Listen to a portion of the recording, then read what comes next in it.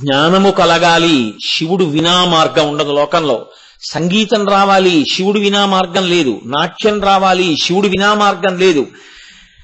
అసలు మాహేశ్వర సూత్రములన్నీ ఆయనలోంచే వచ్చాయి. వ్యాకరణం నేర్చుకోవాలి, శివాలయం వినా స్థానం లేదు.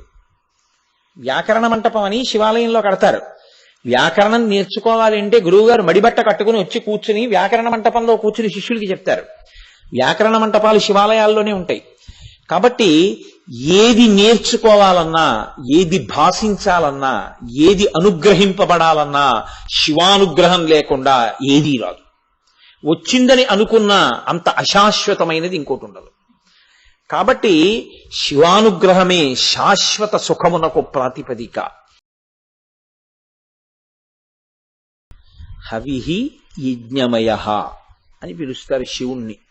హవిహి అంటే యజ్ఞ సంబంధమైనటువంటి సంభారములు. హవిస్వరూపుడు అని. యజ్ఞం చెయ్యాలి అని మనం అనుకున్నాం అనుకోండి, అసలు భూమిని శుద్ధి చేయవలసి ఉంటుంది. భూమిని శుద్ధి చేసిన తరువాత అక్కడ కొత్త ఇటుకలు తీసుకొచ్చి ఆ ఇటుకలతో యజ్ఞ వేదిని నిర్మాణం చేస్తారు. ఆ యజ్ఞ వేదిని నిర్మాణం చేసి అందులో ఆరణి మంధనము అని చేస్తారు. యజ్ఞంలో లౌకికాగ్నితో వెలిగించకూడదు, అందులో అగ్గిపుల్ల గీసి వెలిగించారు. ఆరణి మంధనం చేసి ఆ వచ్చినటువంటి అగ్నిహోత్రాన్ని యజ్ఞంలో ప్రతిష్ఠిస్తారు. ఆ తర్వాత సమిధలు మొదలైన మందులు వేసి ఆ వచ్చినటువంటి అగ్ని కీలల యందు హవిస్సు సమర్పణం చేస్తారు దేవతలను ఉద్దేశించి. ఇందులో ప్రతి పదార్థము కూడా శివస్వరూపమే. ఆయన యొక్క అనుగ్రహం లేకుండా యజ్ఞం చెయ్యడానికి కావలసినటువంటి ఏ సంభారము లభించదు. ఎందుచేత అంటే ఆయనకి శర్వహ అని పేరు. ఆయన భార్య అమ్మవారికి శర్వాణి అని పేరు. వాళ్ళిద్దరూ భూ సంబంధమైనటువంటి ఐశ్వర్యాన్నంతటినీ వాళ్లే కృప చేస్తారు. మీకు నేను ఎన్నో పర్యాయములు దానిని ఈ ప్రసంగాలలో ఆవిష్కరించాను. ప్రధానంగా కావలసినది దర్భ. దర్భ ఉదకముల యొక్క శక్తి చేత, ఉదకములలో ఉండేటటువంటి పరమతేజోంశ చేత దర్భ ఏర్పడుతుంది అని మనకి వేదంలో ఒక మంత్రంలో చెప్తారు. అందుకని భూమి మీద దర్భ వస్తే తప్ప, అసలు ఆ దర్భలు చేత్తో పట్టుకుంటే తప్ప యజ్ఞం చేయడం కుదరదు. అందుకని దర్భలు శివస్వరూపం, భూమిలోంచే రావాలి. అందులో వేసేటటువంటి ఓషధులు భూమిలోంచి వస్తాయి. ఇటుకలు తయారు చేయాలంటే భూమిలో మట్టితోటే ఆ ఇటుకలు తయారు చేయవలసి ఉంటుంది. కాబట్టి యజ్ఞమునకు కావలసినటువంటి సంభారములనన్నిటినీ కూడా కేవలముగా భూ సంబంధమైన వాటితోటే ప్రారంభం చేస్తారు. శృక్కు, స్రవం అని రెండు వాడతారు. అవి కూడా దారు వికారం. చెట్టు యొక్క దారుని, ఆ కాండమును మలచి శృక్కు, స్రవం తయారు చేసి ఆ నీతిని వాటిని సమర్పణం చేస్తారు. అందుకని అసలు యజ్ఞానికి సంబంధించి ఏవి చెయ్యాలన్నా ఆయన అనుగ్రహం లేకుండా అసలు యజ్ఞం చెయ్యడం అనేటటువంటి మాట సంభవం కానే కాదు. ఆయన హవిహి, ఆయనే యజ్ఞమయ. యజ్ఞము యొక్క స్వరూపము ఆయనే అయి ఉంటాడు. ఎందుకని ఆ మాట అంటారంటే, యజ్ఞము దేని కొరకు చేస్తారు అంటే, వ్యక్తి స్థాయిలో అయితే ఐహిక, ఆముష్మిక అని రెండు ప్రయోజనాలు ఉంటాయి. ఐహికము అంటే ఇక్కడ ఈ భూమి మీద ఉండగా తీరవలసినటువంటి కోరిక ఏదైనా తీరకపోయినా అలా తీర్చుకోవడానికి యజ్ఞమే సాధనము అని మనకి వేదం చెప్తోంది. దశరథ మహారాజు గారికి పుత్ర సంతానం కలగలేదు. ఆయనకి పుత్ర సంతానం కావలసి వచ్చింది. అప్పుడు ఆయన ఏం చేయవలసి వచ్చింది? ఇష్టి, పుత్రకామేష్టి అంటారు. ఆ ఇష్టిని సంకల్పం చేశారు. అలాగే అశ్వమేధ యాగము, ఈ రెండిటిని సంకల్పం చేసి పూర్తి చేస్తే రామచంద్ర ప్రభువు ఆయనకి కుమారుడిగా జన్మించాడు. కాబట్టి ఇహమునందు ఏదైనా కోరిక తీరాలి అంటే యజ్ఞము చేసి ఆ కోరిక తీర్చుకుంటారు. రెండవది ఆముష్మికము, అంటే కొంత పుణ్యాన్ని సంపాదించుకుని ఆ పుణ్యం వలన ఊర్ధ్వలోకముల యందు సుఖపడాలి, అక్కడ ఉండాలి కొన్నాళ్ళు దేవతాస్వరూపంగా అనుకున్నా కూడా యజ్ఞమే ప్రధానము. అందుకే 100 యజ్ఞములు చేసినటువంటి వాడు ఇంద్ర పదవిని అలంకరిస్తాడు అని. కాబట్టి శతక్రతుహు అని పిలుస్తూ ఉంటారు. యజ్ఞము ఆ విధంగా వ్యక్తి స్థాయిలో ఐహిక, ఆముష్మిక ప్రయోజనములను సమకూరుస్తుంది. కాదు కేవలముగా యజ్ఞం అనేటటువంటిది ఐహిక ఆముష్మిక ప్రయోజనములను మాత్రమే తీసుకొచ్చేదైతే వ్యక్తి మాత్రమే చేయవలసి ఉంటుంది. నాకు ఇహమునందు కోరికుంటే చెయ్యాలి, పరమునందు ఏదైనా కోరుకుంటే చెయ్యాలి, ఈ రెండూ నాకు అన్ని సమకూడాయని తృప్తితో ఉంటే అసలు చెయ్యక్కర్లేదు. అప్పుడు అందరూ కలిసి యజ్ఞం చేయవలసిన అవసరం ఏమైనా ఉంటుందా? ఎప్పుడూ ఉండదు. కానీ శాస్త్రం ఏమంటోందంటే యజ్ఞం చేసి తీరాలందరూ. ఎందుకు యజ్ఞము చెయ్యాలి అంటే యజ్ఞము చేయుట, యజ్ఞము చేసేటప్పుడు దానికి సాయపడుట, ఈ రెండు జీవితంలో చేసి తీరాలి. అసలు భార్యని స్వీకరించేది అందుకే, ఎడం పక్కన కూర్చోబెట్టుకుని యజ్ఞం చేయడానికి. ఆ యజ్ఞం ఎందుకు చెయ్యాలి అంటే పరమేశ్వరుడు ఏర్పాటు చేసినటువంటి ఒక వ్యవస్థ నడుస్తూ ఉండాలి.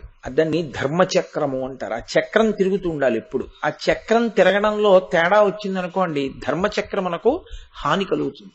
అప్పుడు ఈశ్వరుడు తద్దోషకారకులను బంధిస్తాడు. మనం ఇక్కడ నిలబడాలి, ఈ భూమి మీద ఉండాలి.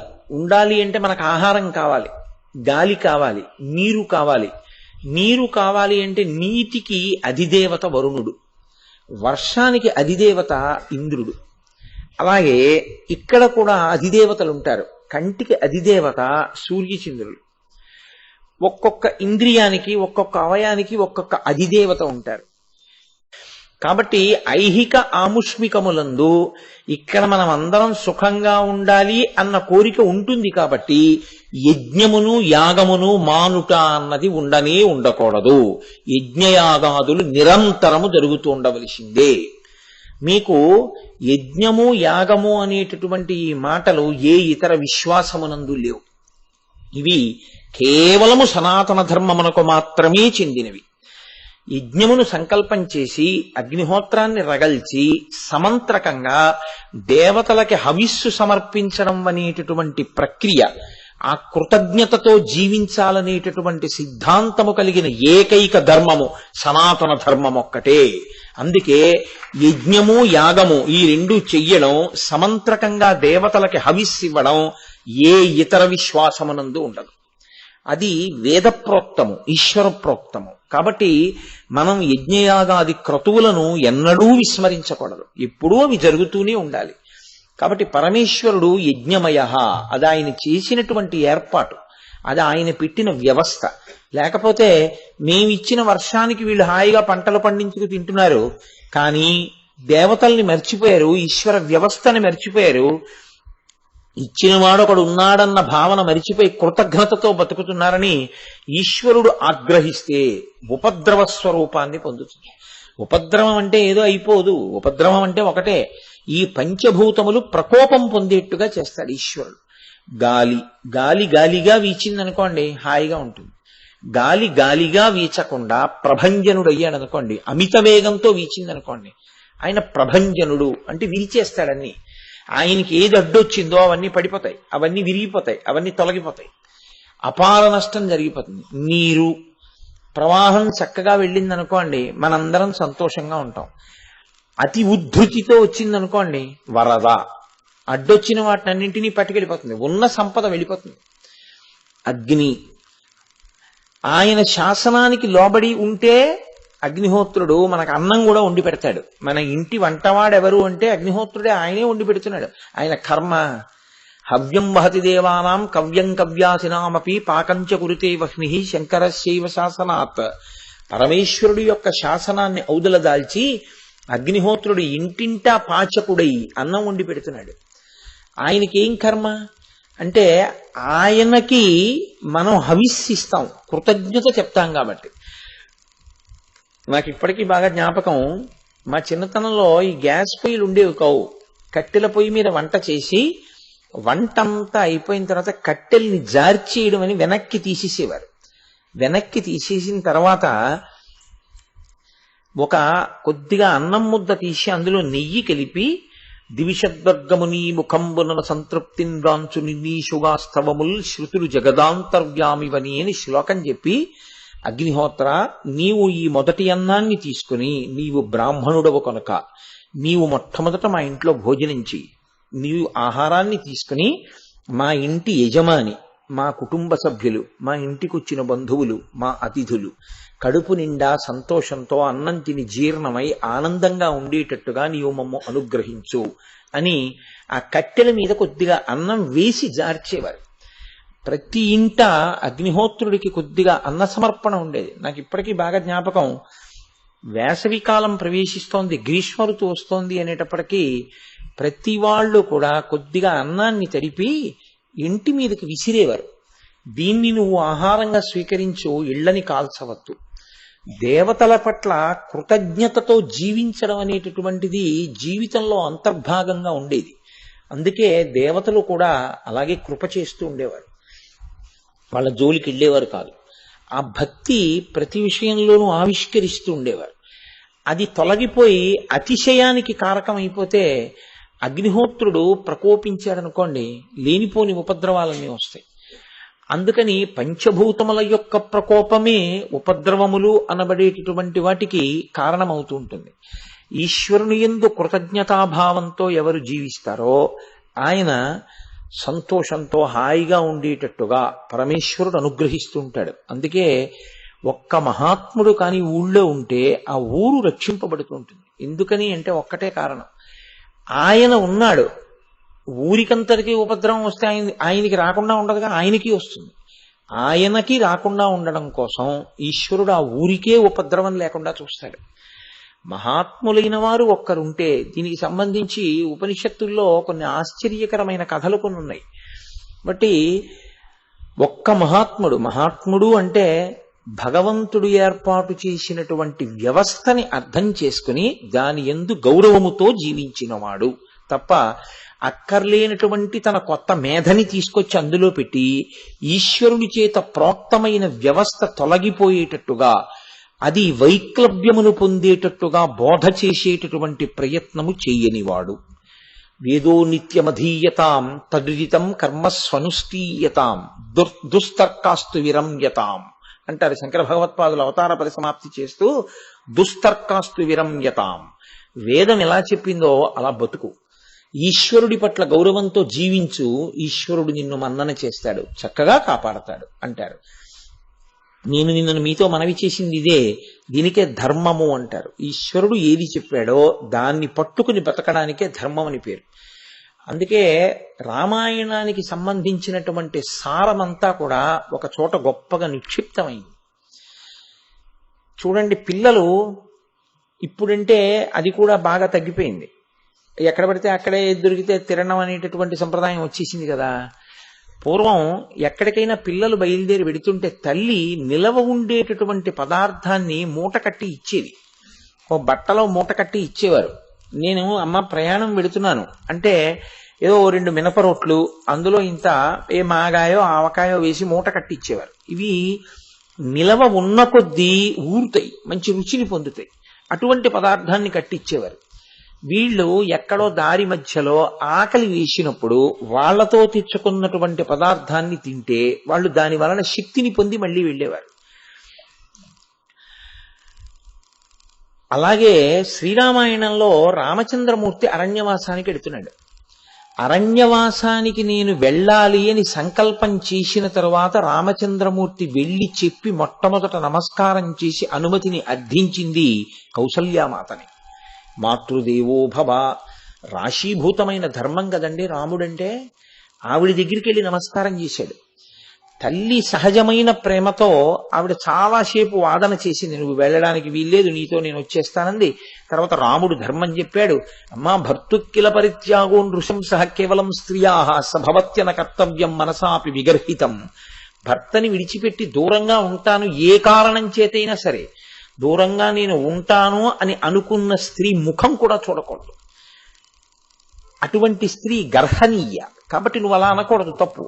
ఎంత ప్రేమ కలిగిన కొడుకుని నేనైనా తండ్రి గారిని నువ్వు సేవించాలి, నేను తండ్రికి నమస్కరించాలి. అదే ఈశ్వర ప్రోక్తమైన ధర్మం. కాబట్టి నువ్వు దశరథుండి సేవించు అన్నాడు. ఆవిడ రాముడు తప్పకుండా ఇంకా అరణ్యవాసానికి వెళ్ళిపోతాడు, ధర్మానికి కట్టుబడి అని నిశ్చయం చేసుకుంది. ఆవిడంది రాముడికి ఆశీర్వచనం చేస్తూ ఆవిడ ఒక సందేశం ఇచ్చింది. ఆ సందేశం పిల్లవాడికి అమ్మ సద్దెన్నపు మూట కట్టి ఇవ్వడం, రొట్టె కట్టి ఇవ్వడం ఎలా ఉంటుందో అటువంటి మాట ఒకటి చెప్పింది. యం పాలయసి ధర్మం త్వం ధృత్వ్యాచ నియమేన చ సవై రాఘవశార్ధూల. రామ, నీవు మొట్టమొదటి నుంచి ధర్మం ధర్మం ధర్మం ధర్మం ఆ ధర్మాన్నే పట్టుకున్నావు. అది కూడా ఎలా పట్టుకున్నావు? ధృత్వ్యాచ నియమేన చ. ఎంత పెద్ద ఇదే రామాయణాన్నంతటికీ కొనసాగించి. ధృత్వ్యాచ అంటే ధృతితో, పట్టుదలతో, ఇది తప్పకుండా నన్ను రక్షించి తీరుతుంది. ఎందుకో తెలుసా అండి? రాముడు పడ్డన్ని కష్టాలు పడిన మనుష్యుడు లోకంలో ఉండడు. ఒక చోట అరణ్యకాండలో ఆయనే చెప్పుకున్నాడు. రాజ్యాభ్రంశో వనే వాసః సీతా నష్టో హతో ద్విజః ఈదృశీయం మమావస్థ నిర్దహేతపి పావకః. తండ్రి గారు అరణ్యానికి వెళ్ళిపోమన్నాడు. రాజ్యమా పోయింది. వెంట వచ్చిన భార్య రాక్షసుడి చేత అపహరింపబడింది. నన్ను స్నేహంతో రక్షించడానికి వచ్చినటువంటి పక్షి జటాయువా సంహరింపబడ్డాడు. అంత బాధ ఉండేది కాదు. రాముడు సంగతేమో, కానీ రాముణ్ణి పూజించడానికి దేవాలయాలు రామాయణం మాత్రం ఉండవు కదండి. ఈ మాట ఎక్కడంది కౌసల్య? ధృత్వ్యాచ నియమేన చ. రామ, నియమంతో పట్టుకో, ధృతితో పట్టుకో. ఈ ధర్మం, ఏ ధర్మాన్ని పట్టుకుని ఇవాళ నువ్వు అరణ్యానికి వెళ్ళిపోతానంటున్నావో, ఆ వెళ్ళినప్పుడు వచ్చిన కష్టాలలో మాత్రం ఇదొక్కటి వదిలిపెట్టదు. ఇదే పట్టుకో. అదేం చేస్తుందో తెలుసా? సవై రాఘవశార్దూల. ఓ రాఘవశార్దూల, రఘువంశంలో జన్మించినటువంటి మహానుభావుడా, ఇదే నిన్ను రక్షించి తీరుతుంది. కౌసల్యాదేవి ఆ రోజున శ్లోకంలో ఏ మాట చెప్పిందో అదే రామచంద్రమూర్తికి సందేశం. ఎందుకో తెలుసా అండి? రాముడికి తిన్నగా సందేశం ఇచ్చినటువంటి వాళ్ళు ఇంకా ఎవ్వరూ లేరు. అడవికి వెళ్తున్నప్పుడు మిగిలిన వాళ్ళందరూ ఏడిచిన వాళ్ళు, గుండెలు బాదుకున్న వాళ్ళు, బాధపడ్డ వాళ్ళు వాళ్లే. కౌసల్య ఒక్కతే అటువంటి శ్లోకాన్ని రామాయణంలో చెప్పింది. మహర్షి దానికంత పెద్దపీట వేసిందికి ఇచ్చారో తెలుసా అండి? బిడ్డలకి ధర్మము అన్న మాట బాగా అబ్బేది ఎవరి వల్ల? తండ్రి వలన కాదు. ఎందుచేత అంటే తండ్రి మాట కన్నా మొట్టమొదట ఎవరి మాట బిడ్డలలో బాగా నాటుకుంటుంది అంటే తల్లి చెప్పిన మాట నాటుకుంటుంది. అందుకని ధర్మ ప్రచోదనం ఎవరు చెయ్యాలి? తల్లి చెయ్యాలి బిడ్డలకి. ధర్మం కోసం నిలబడు, ఆ మాట చెప్పగలిగితే చాలు. తల్లి మాట ఎంత దూరమైనా పెడుతుందండి. భగత్ సింగ్ తల్లి మృత్యువు ఒడిలో ఉండి మృత్యుశయ్య మీద పడుంటే ఆయన తప్పించుకుని వచ్చి, అమ్మా ఈ స్థితిలో నిన్ను విడిచి వెళ్ళిపోనా అంటే ఆవిడంది, నేను నిన్ను కన్న తల్లిని, నన్ను రక్షించడం కోసం నువ్వు ఇన్ని కోట్ల మందిని కన్న తల్లి అయినటువంటి భరతమాతని దాస్య శృంఖములను ఛేదించి ఆవిడ్ని బయటికి తీసుకురావడానికి ప్రయత్నం చేయకుండా నా దగ్గర ఉండిపోతే కృతఘ్నుడైన కొడుకు నాకు పుట్టాడన్న బాధతో వెళ్ళిపోతాను. అదే నువ్వు నన్ను విడిచిపెట్టి భరతమాత దాస్య శృంఖలాలను ఛేదించడానికి నువ్వు స్వాతంత్ర సంగ్రామంలో పాల్గొంటే నా కొడుకు గొప్ప కొడుకు అని సంతోషంతో వెళ్ళిపోతానంది. మహానుభావుడు తన జీవితాన్ని సమిధ కింద సమర్పించాడు స్వాతంత్ర సంగ్రామంలో. తల్లి చెప్పిన మాట ధర్మంలో పూనికనిస్తుంది.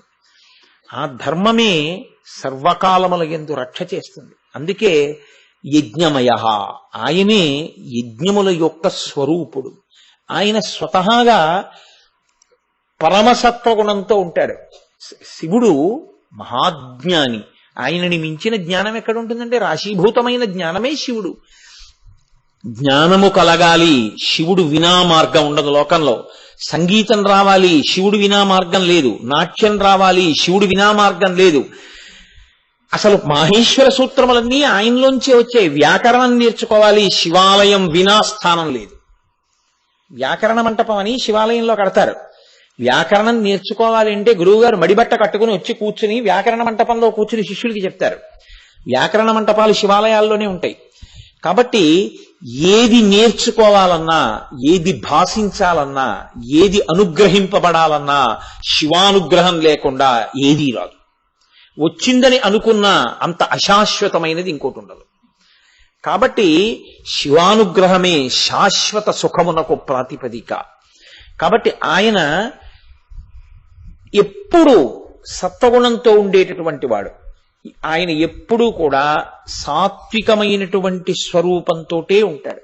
అవ్యగ్రహ, ఆయన కోపంతో ఉండేవాడు కాదు. మనసు చిన్నబుచ్చుకొని వెంటనే పగ తీర్చుకునేటటువంటి లక్షణం ఉండేటంతగా మనసు ప్రకోపం చెందేవాడు కాడు. శిక్ష ఎంతవరకు అవసరమో అంతవరకు శిక్ష వేసిన తరువాత మళ్ళీ వెంటనే కోపాన్ని తీసి అవతలకి విసిరి పారేసి తాను ఎంత ప్రశాంతంగా కూర్చోవాలో అంత ప్రశాంతంగా కూర్చోగలిగినటువంటి మహాపురుషుడు.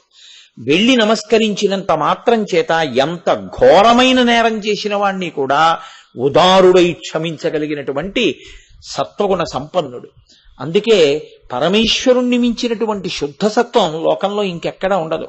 ఎక్కడైనా సత్వగుణం ప్రకాశిస్తే అది శివానుగ్రహంగా ప్రకాశించిన సత్వగుణం తప్ప శివానుగ్రహం లేని సత్వగుణం ఎవరి యందు ప్రకాశించదు. ఎందుకంటే సాత్విక శుద్ధ విగ్రహ, ఆయనే పరమసాత్వికుడు, సత్వగుణ సంపన్నుడు, రాశీభూతమైన సత్వం ఆయనే శుద్ధ విగ్రహ. అటువంటి పరిశుద్ధమైనటువంటి మూర్తిత్వము కలిగినటువంటి వాడు. అటువంటి వాడు దక్షాధరహరో, ఆయనే దక్షయజ్ఞమును నాశనం చేశాడు. ఇది పరస్పర విరుద్ధం కాదా? ఎవరు యజ్ఞమయ, ఎవరు హవిహి, ఆయనే దక్షాధరహర. ఆయనే దక్షయజ్ఞమును పాడు చేసినవాడు. యజ్ఞాన్ని పాడు చేయడం, పసిపిల్లల్ని చంపడం, ఆ తర్వాత గర్భవిచ్ఛేదం చెయ్యడం, పరదారని అపహరించడం, ఇవన్నీ మహాపాతకాలు. మరి యజ్ఞాన్ని పాడు చేయడం అనేటటువంటిది పరమశివుడు చెయ్యవలసిన పనే.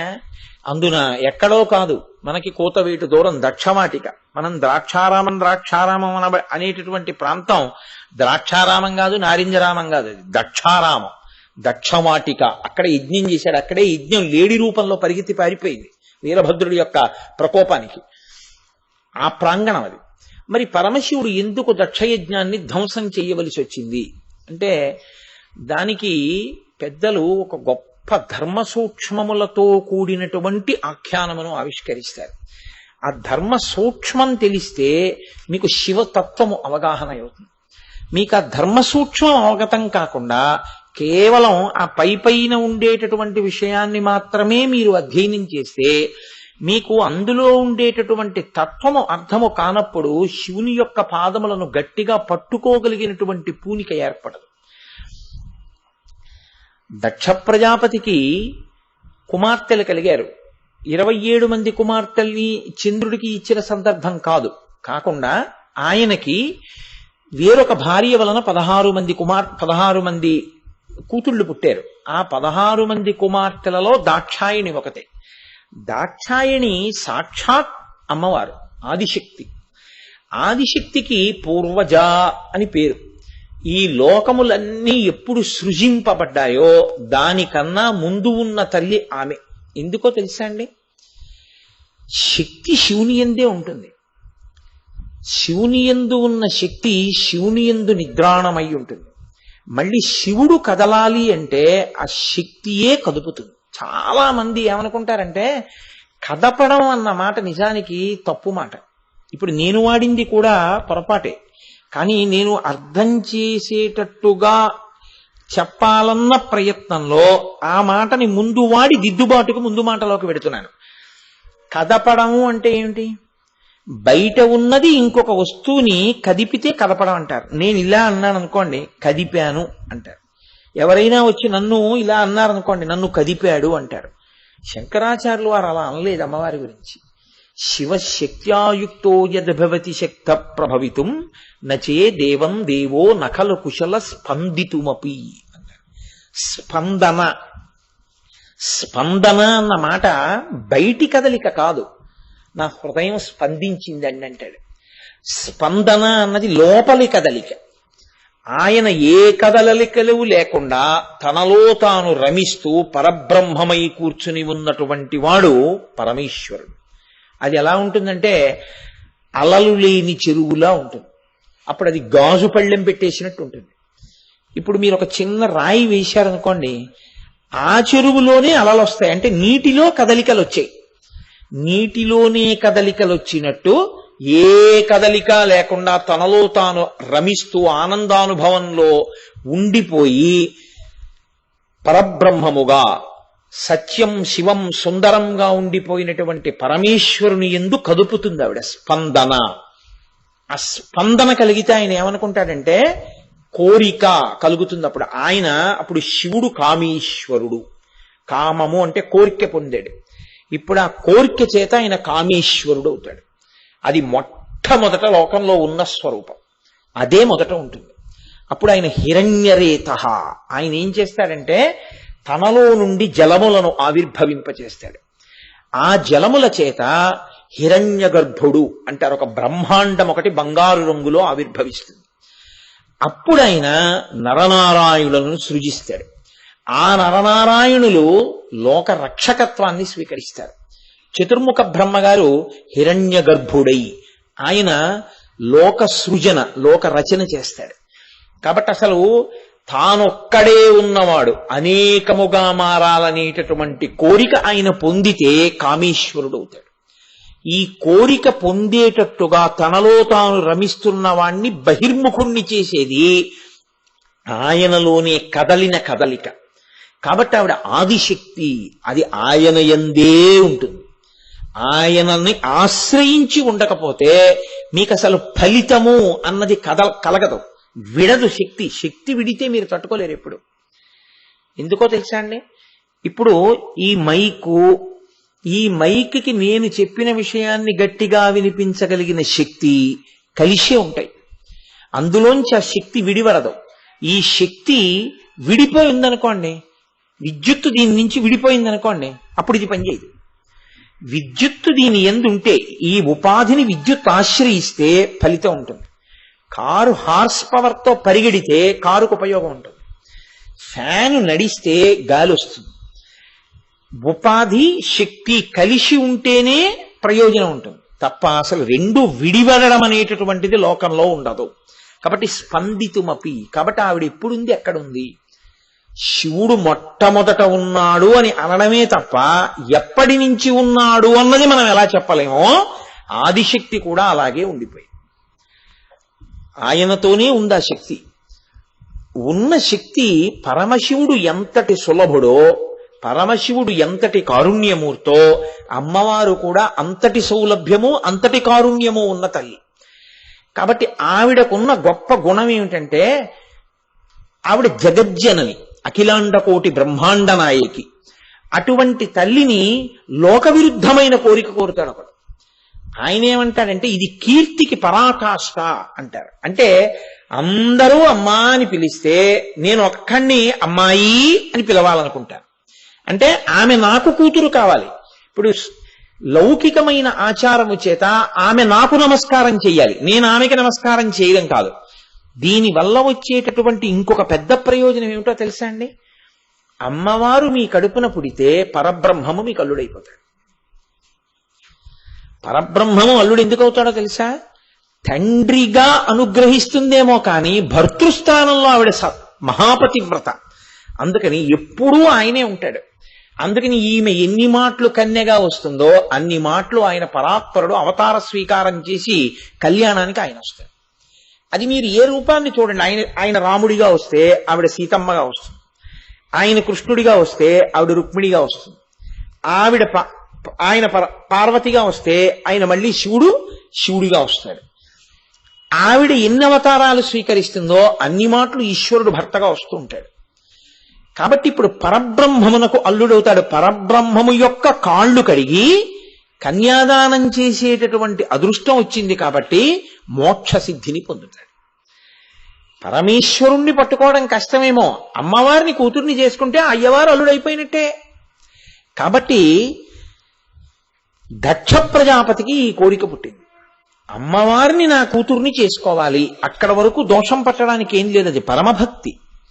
కాబట్టి ఇప్పుడు ఆయన ఏం చేశాడంటే తపస్సు చేశాడు, అనుగ్రహించింది. అఖిలాండ కోటి బ్రహ్మాండ నాయకి అఖిలాండేశ్వరి అయినటువంటి అమ్మవారు అనుగ్రహించి ఆవిడంది తప్పకుండా నీ కడుపున పుడతాను, నీ కూతురిగా పుట్టాను కాబట్టి ఇంకొక పేరు పెట్టి పిలిస్తే నీకేం తృప్తిగా ఉంటుంది? నీ పేరు నా పేరులో కలిస్తే నీకు తృప్తి ఉంటుంది, లోకంలో శాశ్వతత్వం వస్తుంది. ఓ చూసావా దక్షుడు చేసుకున్న అదృష్టం అంటారు. కాబట్టి దాక్షాయణి అని పిలవబడతాను. కాబట్టి దక్ష ప్రజాపతికి కూతురుగా వచ్చింది. ఆవిడ ఎవరికి కూతురుగా వచ్చినా ఆవిడ ఎవరికి చెందుతుంది? ఎవరికి చెందిన వస్తువు ఆవిడ? పరమేశ్వరుడికే. కాబట్టి ఆవిడ పరమశివునకు కన్యాదానం చేయబడింది. ఇప్పుడు పరమేశ్వరుడు ఆయనకు అల్లుడయ్యాడు. ఇక్కడ వరకు కథ బానే ఉంటుంది. ఉపద్రవం అంతా ఎక్కడొచ్చిందో తెలుసా అండి? అది అనుగ్రహము అన్న విషయాన్ని మరిచిపోయాడు. మరిచిపోయి దాని స్థానంలోకి ఏం తెచ్చాడంటే దేహ సంబంధాన్ని తెచ్చుకున్నాడు. ఇప్పుడు నాకు అల్లుడు కదండి, అల్లుడు నేను మామగారిని కదా, ఆయన నాకు నమస్కారం పెట్టాలి కదా. అల్లుడుగా ఆయన అవడం నన్ను తరింపజేయడానికే గాని అల్లుడిగా ఉన్నంత మాత్రం ఆయన నాకు అల్లుడు అవడానికి ఆయన పుట్టినవాడు కాడు. పుట్టింది కూతురు, ఆవిడ కూడా అనుగ్రహించడానికి పుట్టింది. ఆయన సొత్తు కాబట్టి ఆయనకి ఇల్లాలయ్యింది.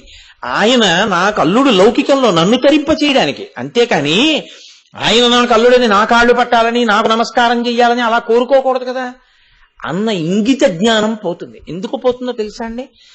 దేహ సంబంధములు ఒక స్థాయిలను కల్పించి అహంకారమునకు కారణమవుతాయి. ఏమైపోతుందంటే ఎంత ప్రాజ్ఞుడైనా కానివ్వండి, ఆయనతో బంధుత్వం వచ్చిందనుకోండి, ఓ అల్లుడో ఓ బావమరిదో వరుసకు అయ్యాడు అనుకోండి, ఇంకక్కడి నుంచి ఏమిటంటే నాకు బావమరిదే అవుతాడంటే ఇతను అని బంధుత్వం చెప్పి భుజం మీద చెయ్యేస్తాడు. ఆయన భుజం మీద చెయ్యి వేయించాలాగా మర్చిపోతాడు యుక్తాయుక్త విచక్షణ. ఎందుకంటే దేహ సంబంధం ఆయన యొక్క శక్తిని కప్పేస్తుంది. అజ్ఞానం చేత యువతలవాడి ఎందు కప్పేసి ఆయన స్థాయి ఏమిటో తన స్థాయి ఏమిటో మరిచిపోతాడు. మరిచిపోయి ఆయన తన ముందు ఆ బంధుత్వం చేత అలా నిలబడాలని కోరుకుంటాడు. ఇప్పుడు అలా నిలబడడానికి ఈశ్వరుడికి ఏమీ బాధ ఉండదు. ఈశ్వరుడు నిస్సంగుడు, అందుకని ఆయన అలాగే నిలబడతాడు. దానికి ఏది పోన్లేని నీ కల్లుడిని అంటాడు. పాడైపోయేవాడు ఎవరో తెలుసా అండి? అలా కోరుకున్నవాడు ఎవడో వాడు పారై తీరుతాడు. ఎక్కడంటే ఎందుకంటే ఆ ఉద్ధతి వెళ్ళిపోతుంది, వెళ్ళిపోయి అపచారం వైపుకి వెళుతుంది ఆఖరికి. ఇది ప్రమాదం తీసుకొచ్చేటటువంటి స్థితి. అక్కడే పడిపోయాడు దక్ష ప్రజాపతి. అసలు అప్పటి వరకు దక్ష ప్రజాపతికి పరమేశ్వరుడికి ఏమీ ఇబ్బంది లేదు. ఇబ్బంది రావడానికి పరమేశ్వరుడి వైపు నుంచి ఉండదు, ఎప్పుడూ ఉండదు. రావడం అన్నది ఎక్కడి నుంచి రావాలి? దక్ష ప్రజాపతి వైపు నుంచే రావాలి. ఎందుకు రావాలి అంటే మనుష్యుల యొక్క మనస్సులు ఎంత విచిత్రంగా ఉంటాయో చూడండి. ఒకానొకప్పుడు ప్రజాపతులు అందరూ కలిసి ఒక యజ్ఞం చేశారు. ఆ యజ్ఞం చూడ్డానికి అందరూ వెళ్ళారు. యజ్ఞం అన్నది పవిత్ర కార్యం కదండి. పూర్వం దేవతలు వచ్చేవారు. ఇప్పుడంటే మనకి లోకంలో ధర్మ వ్యతిరిక్తమైన ప్రవర్తన ఎక్కువై దేవతలు కంటికి కనపడడం మానేశారు. పూర్వం త్రేతాయుగంలో కూడా దశరథ మహారాజు గారు ఇష్టి చేస్తుంటే ఇంకా ఆయన మొదలెట్టలేదు. ఇష్టింతేహం కరిష్యామి పుత్రీయాన్ పుత్రకారణాత్ అన్నాడు ఆయన. నేను ఇష్టి చేస్తానన్నాడు, మాట తప్పడు, ఇష్టి చేస్తాడు. కాబట్టి ఎలాగో మంది పిలిచి హవిస్సిస్తాడు, మనం తినాలిగా రండి అని వచ్చేసారు దేవతలందరూ. వాళ్ళందరూ వచ్చేసి కూర్చున్నారు. కూర్చుంటే కదా బ్రహ్మగారు కూడా వచ్చి కూర్చున్నారు. కూర్చుంటే అప్పుడు వచ్చింది, అయా రావణుడు చంపేస్తున్నాడు, మమ్మల్ని అందరినీ ఏం చేయమంటారు? అక్కడ మొదలైంది రామాయణం. కాబట్టి దేవతలు మనం ఒకళ్ళు పిలిస్తే పలహారానికి ఎలా పెడతామో అలా దేవతలు యజ్ఞం చేస్తే వచ్చి కూర్చునేవారు, మాట్లాడుకుంటుండేవారు. ఇంట్లో చక్కగా పిలిస్తే ఒక్కొక్కళ్ళు వచ్చి పుచ్చుకుని పెడుతూ ఉండేవారు. కనపడడం ఎప్పుడు మానేశారంటే అయ్య బాబోయ్ వీళ్ళకి ధర్మ వ్యతిరేకమైన ప్రవర్తన ఎక్కువైపోయింది, కాబట్టి నేను ఈ పని చెయ్యను, నేను వాళ్ళకి కనపడను అని దేవతలు సంకల్పం చేశారు. అందుకే అసలు విచిత్రం ఏమిటో తెలుసా అండి? ఎప్పుడూ ఈశ్వరానుగ్రహం దేని వల్ల ఉంటుంది అంటే మీరు ఎంత పాటిస్తున్నారు అన్న దాన్ని బట్టి ఉంటుంది. ఒక సభకి కొన్ని వేల మంది వచ్చి కూర్చుని విన్నారు అని సనాతన ధర్మం నిలబడిందని నిర్ధారణ చేయడానికి వీల్లేదు. వాడు సనాతన ధర్మమునందు నిలబడి ఈశ్వరానుగ్రహం పొందడానికి సిద్ధంగా ఉన్నాడని గుర్తేమిటంటే బొట్టు పెట్టుకుని ఉంటే. బొట్లు పెట్టుకోవడానికి నామోషి అయి ఉపన్యాసాలు 30 రోజులు విన్నవాడికి ఏమి ఈశ్వరానుగ్రహం కలుగుతుంది నాకు చెప్పండి? ధర్మము నువ్వాచరిస్తే వచ్చేది ఈశ్వరానుగ్రహం. నీకు ఆకలిస్తే నువ్వన్నం తినాలి, నీకు బొట్టు పెట్టుకోవడమే కష్టమైతే ఈశ్వరానుగ్రహం రమ్మంటే ఎక్కడి నుంచి వస్తుంది? ఇన్ని వింటే ఏం ఉపయోగం ఏముంది? నువ్వు చేయవలసిన ప్రాథమిక విషయమే నీకు చేత కానప్పుడు ఎక్కడి నుంచి ఈశ్వర కృప కలుగుతుంది? కాబట్టి దేవతలు కనపడడం మానేశారు అంటే అది కారణం. కాబట్టి వాళ్ళు కనపడరు కలియుగంలో. కానీ భక్తితో సమంత్రకంగా హవిస్సులు ఇచ్చినప్పుడు వాళ్ళొక్కసారి వచ్చి ఆ హవిస్సుని స్వీకరించి వెడుతూ ఉంటారు. ఇప్పుడు దేవతలందరూ వెళ్ళడం ఆనవాయితీ. దేవతలు వచ్చినప్పుడు దేవతా సార్వభౌముడు కూడా ఓసారి రావాలని కోరుకుంటారు కదా. కాబట్టి ఆయన కూడా వెళ్ళాడు ఆ సభకి. వెళ్ళి యజ్ఞం జరుగుతోంది. చక్కగా ఆ యజ్ఞంలో జరుగుతున్న మంత్రాలవి వింటూ సంతోషంగా కూర్చున్నారు. కూర్చుండగా వచ్చింది ఉపద్రవం అంతా. సరసిజగర్భ యోగిజన మునివర్యులు పర్వ సుపర్వులు ఋషీంద్రులు అందరూ వచ్చి కూర్చునియుండా అత్తరణి సమాన తేజుడగు దక్షుడు వచ్చిన సభాసదుల్ ఒక్క ఉదుటున లేచిరి పితామహ భర్గులు తక్క అందరూ. ఆ సభలో అందరూ వచ్చి కూర్చునున్నారు. కూర్చునుంటే ఆ సభలోకి దక్ష ప్రజాపతి వచ్చాడు. దక్ష ప్రజాపతి అంటే చతుర్ముఖ బ్రహ్మగారి యొక్క కుమారుడు. పైగా ఆయన ప్రజాపతులందరికీ కూడా నాయకత్వంలో ఉన్నాడు. బ్రహ్మగారు ఆయనకి ఆ పదవి ఇచ్చారు. కాబట్టి నేను ప్రజాపతులకు నాయకుడిని, సృష్టి చేయడానికి నియమింపబడిన ప్రజాపతులలో పెద్దవాడు నాయకుడైన. కాబట్టి నేను వస్తుంటే అందరూ లేవాలి కదా సభలో, అది మర్యాద. కాబట్టి అందరూ లేచి నిలబడ్డారు. దక్షుడు వస్తుంటే లేవాలి, నేను వస్తుంటే అంటే దక్షుడు వస్తున్నప్పుడు లేచి నిలబడాలి కాబట్టి అందరూ లేచి నిలబడ్డారు. ఎవరిద్దరు లేవలేదు? పితామహ భర్గులు తక్క ఎందరు. పితామహుడు అంటే చతుర్ముఖ బ్రహ్మగారు, భర్గుడు పరమశివుడు, వీళ్ళిద్దరే లేవలేదు. పితామహుడు బ్రహ్మగారు లేకపోతే ఆయనకేం కష్టం కలగలేదు. ఎందుకో తెలుసా అండి? నన్ను కన్న తండ్రి, బ్రహ్మగారిని కన్న తండ్రి. అసలు లోకంలో సృష్టి మొదలు ఆయన దగ్గర నుంచే కదా. ఆయనలోకి లయమే ఆయనలోంచి మొదలవుతోంది. బ్రహ్మగారే లేవక్కర్లేదన్నప్పుడు శివుడు ఎందుకు లేస్తాడు? శివుడు లేవక్కర్లేదు. తనకన్నా పెద్దవాళ్ళు, తనకన్నా మేధావులు, తనకన్నా అధికులు లేవక్కర్లేదుగా సభలో. కాబట్టి పరమశివుడు కూడా లేవలేదు. కానీ ఆయన పార్వతీదేవితో చెప్పాడు ఒక రహస్యాన్ని. నేను అది విష్ణువుకి శివుడికి ఉండే సంబంధం అంత గొప్పగా ఉంటుంది. ఆయనకి నమస్కరించుకుంటాడా? నమస్కరించడు. ఆయన ఏం చేయాలి? సర్వభూతముల యందు వసించి ఉండే దేవుడిగా వాసుదేవుడు అన్నవాడున్నాడే, ఆయనకి నేను నమస్కారం చేశాను పార్వతి. ఉపాధికి చెయ్యకూడదు, నేను లేచి చేయడం కుదరదు, అందుకని లేవలేదు. మీ నాన్నకి ఇది అర్థం కాలేదు. ఎందుకు అవ్వలేదో తెలుసా? నువ్వు పుట్టి కన్యాదానం చేసే వరకు ఉందా బుద్ధి. నా అల్లుడు అన్న భావన రాగానే, దేహ సంబంధం మనసులో నాటుకోగానే, ఈయన నేనొస్తే లేవలసిన వాడు అన్న భావన నాటుకుంది ఇప్పుడు, నా అల్లుడు అని. కాబట్టి ఆయనకి కోపం వచ్చి ఇక మాట్లాడడం, ఇంకా ఒకసారి కోపం అంటూ వచ్చేయాలే కానీ నోటికి హద్దు ఏమిటి? అయితే విచిత్రం ఏమిటో తెలుసా అండి? పరమేశ్వరుడి విషయంలో మీరు ఎంత నింద చేద్దామన్నది స్తోత్రమే అవుతుంది. ఆయన్ని నిందించడానికి ఏమి ఉండవు. ఎందుకనంటే మీరు నింద చేద్దామని ప్రయత్నించినవి కూడా స్తోత్రములయ్యేది ఒక్క ఈశ్వరుడి పట్లనే. వెంటనే దక్ష ప్రజాపతి అన్నాడు వచ్చాడు, కూర్చున్నాడు. మిగిలిన వాళ్ళని కూర్చోమన్నాడు. పరమశివుడి వంక చూశాడు, దేవతల్ని పిలిచి అన్నాడు, నేను చెప్పేది పరాకుగా వినండి, శ్రద్ధగా వినండి, ఎవ్వరూ మాట్లాడకండి. ఈ మాటలు నేను చెప్పేటప్పుడు. అనయము లుప్త క్రియాకలాపుండు, దిగంబరుండు, భూత ప్రేత పరివృతుండు, భూతిలిప్తుండు, అస్థిభూషణుండు, ఉగ్ర పరేత భూచెరుండు. పరమశివుడి మీద ఆయన వేసినటువంటి విశేషణాలు అలా వెళ్ళాయి. అనయము లుప్త క్రియాకలాపుండు, ఏ పని చేయడు, అలా కూర్చుంటాడు. అలా ఎందుకు కూర్చుంటాడో ఆయనకి తెలీదా? తెలుసు. ఆయన జ్ఞానులకు జ్ఞాని కాబట్టి ఆయన ఎప్పుడు తనలో తాను రమిస్తూ ఉంటాడు. ఆయన భక్తితో ఉండడానికి ఎవరున్నారు ఆయన మీద? కాబట్టి భక్తి వస్త్రం కట్టుకోడు దిగంబరుడు అని చెప్పాను మీకు నేను. ఆయన మీద ఇంకెవ్వరు లేరు ఆయన భక్తితో ఉండడానికి. కాబట్టి ఆయన ఎవరి కోసం ఏం చేయాలి? కాబట్టి అనయము లుప్త క్రియాకలాపుండు అని దిగంబరుండు, భూత ప్రేత పరివృతుండు. ఆయన అనుశాసనిక పర్వంలో పార్వతీదేవితో చెప్పాడు, 2 కారణాల చేత నాకు శ్మశానం ఇష్టం. ఒకటి, బ్రహ్మగారు అడిగాడు నన్ను, మీరక్కడ కూర్చుంటే భూత ప్రేతాలన్నీ అక్కడే కూర్చుంటాయి బయటికి వెళ్ళిపోకుండా. మీరు కానక్కడ కూర్చోపోతే వాటిని అదుపు చేసేవాడు ఎవరు లేడు, అవి ఎవరికి భయపడవు, అవి వెళ్ళి లోకం మీద పడిపోతాయి. కాబట్టి మీరు అక్కడ కూర్చుని వాళ్ళని కూడా అక్కడ కూర్చోబెట్టండి మహాదేవా అని అడిగాడు. అక్కడే కూర్చుంటానన్నాడు. 2, అది గేటు దాటి బయటికి వస్తే మిగిలిన వాళ్ళందరూ ఏదో ఒకటి చూపించుకుని అహంకారం పడిపోయేవాళ్ళి. ఏదీ లేకపోతే నేను పొడుగ్గా ఉన్నానో, నేను తెల్లగా ఉన్నానో, నేను ఫలానా కులం వాడినను, ఫలానా జాతి వాడినను, నేను చదువుకున్నానో, చదువుకోలేదని గర్వమో, లేకపోతే ఉందని గర్వమో, లేదని గర్వమో, ఏదో గర్వం. గర్వమునకు కారణమైనటువంటి శరీరము, గర్వమునకు కారణమైన ఐశ్వర్యము ఇది ఉంటే కదూ దీనికి బంధువులు, ఇది ఉంటే కదూ ఇది నా జెండానికి, ఇది కాలిపోయిన తర్వాత అక్కడ సమానత్వమే తప్ప ఎవ్వరి యందు ఏ భేదం లేకుండా నిలబడి ఉంటారు జీవులందరూ. అప్పుడు వాళ్ళు దెబ్బలాడుకోవడానికి ఇంకా వాళ్ళ మధ్య కారణాలు లేవు.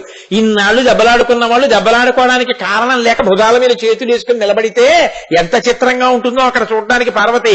అది చూస్తూ ఉంటాను, ఈ బుద్ధి అక్కడ ఉంటే మీరు ఎంత బాగుపడుదురా అనుకుంటుంటారు.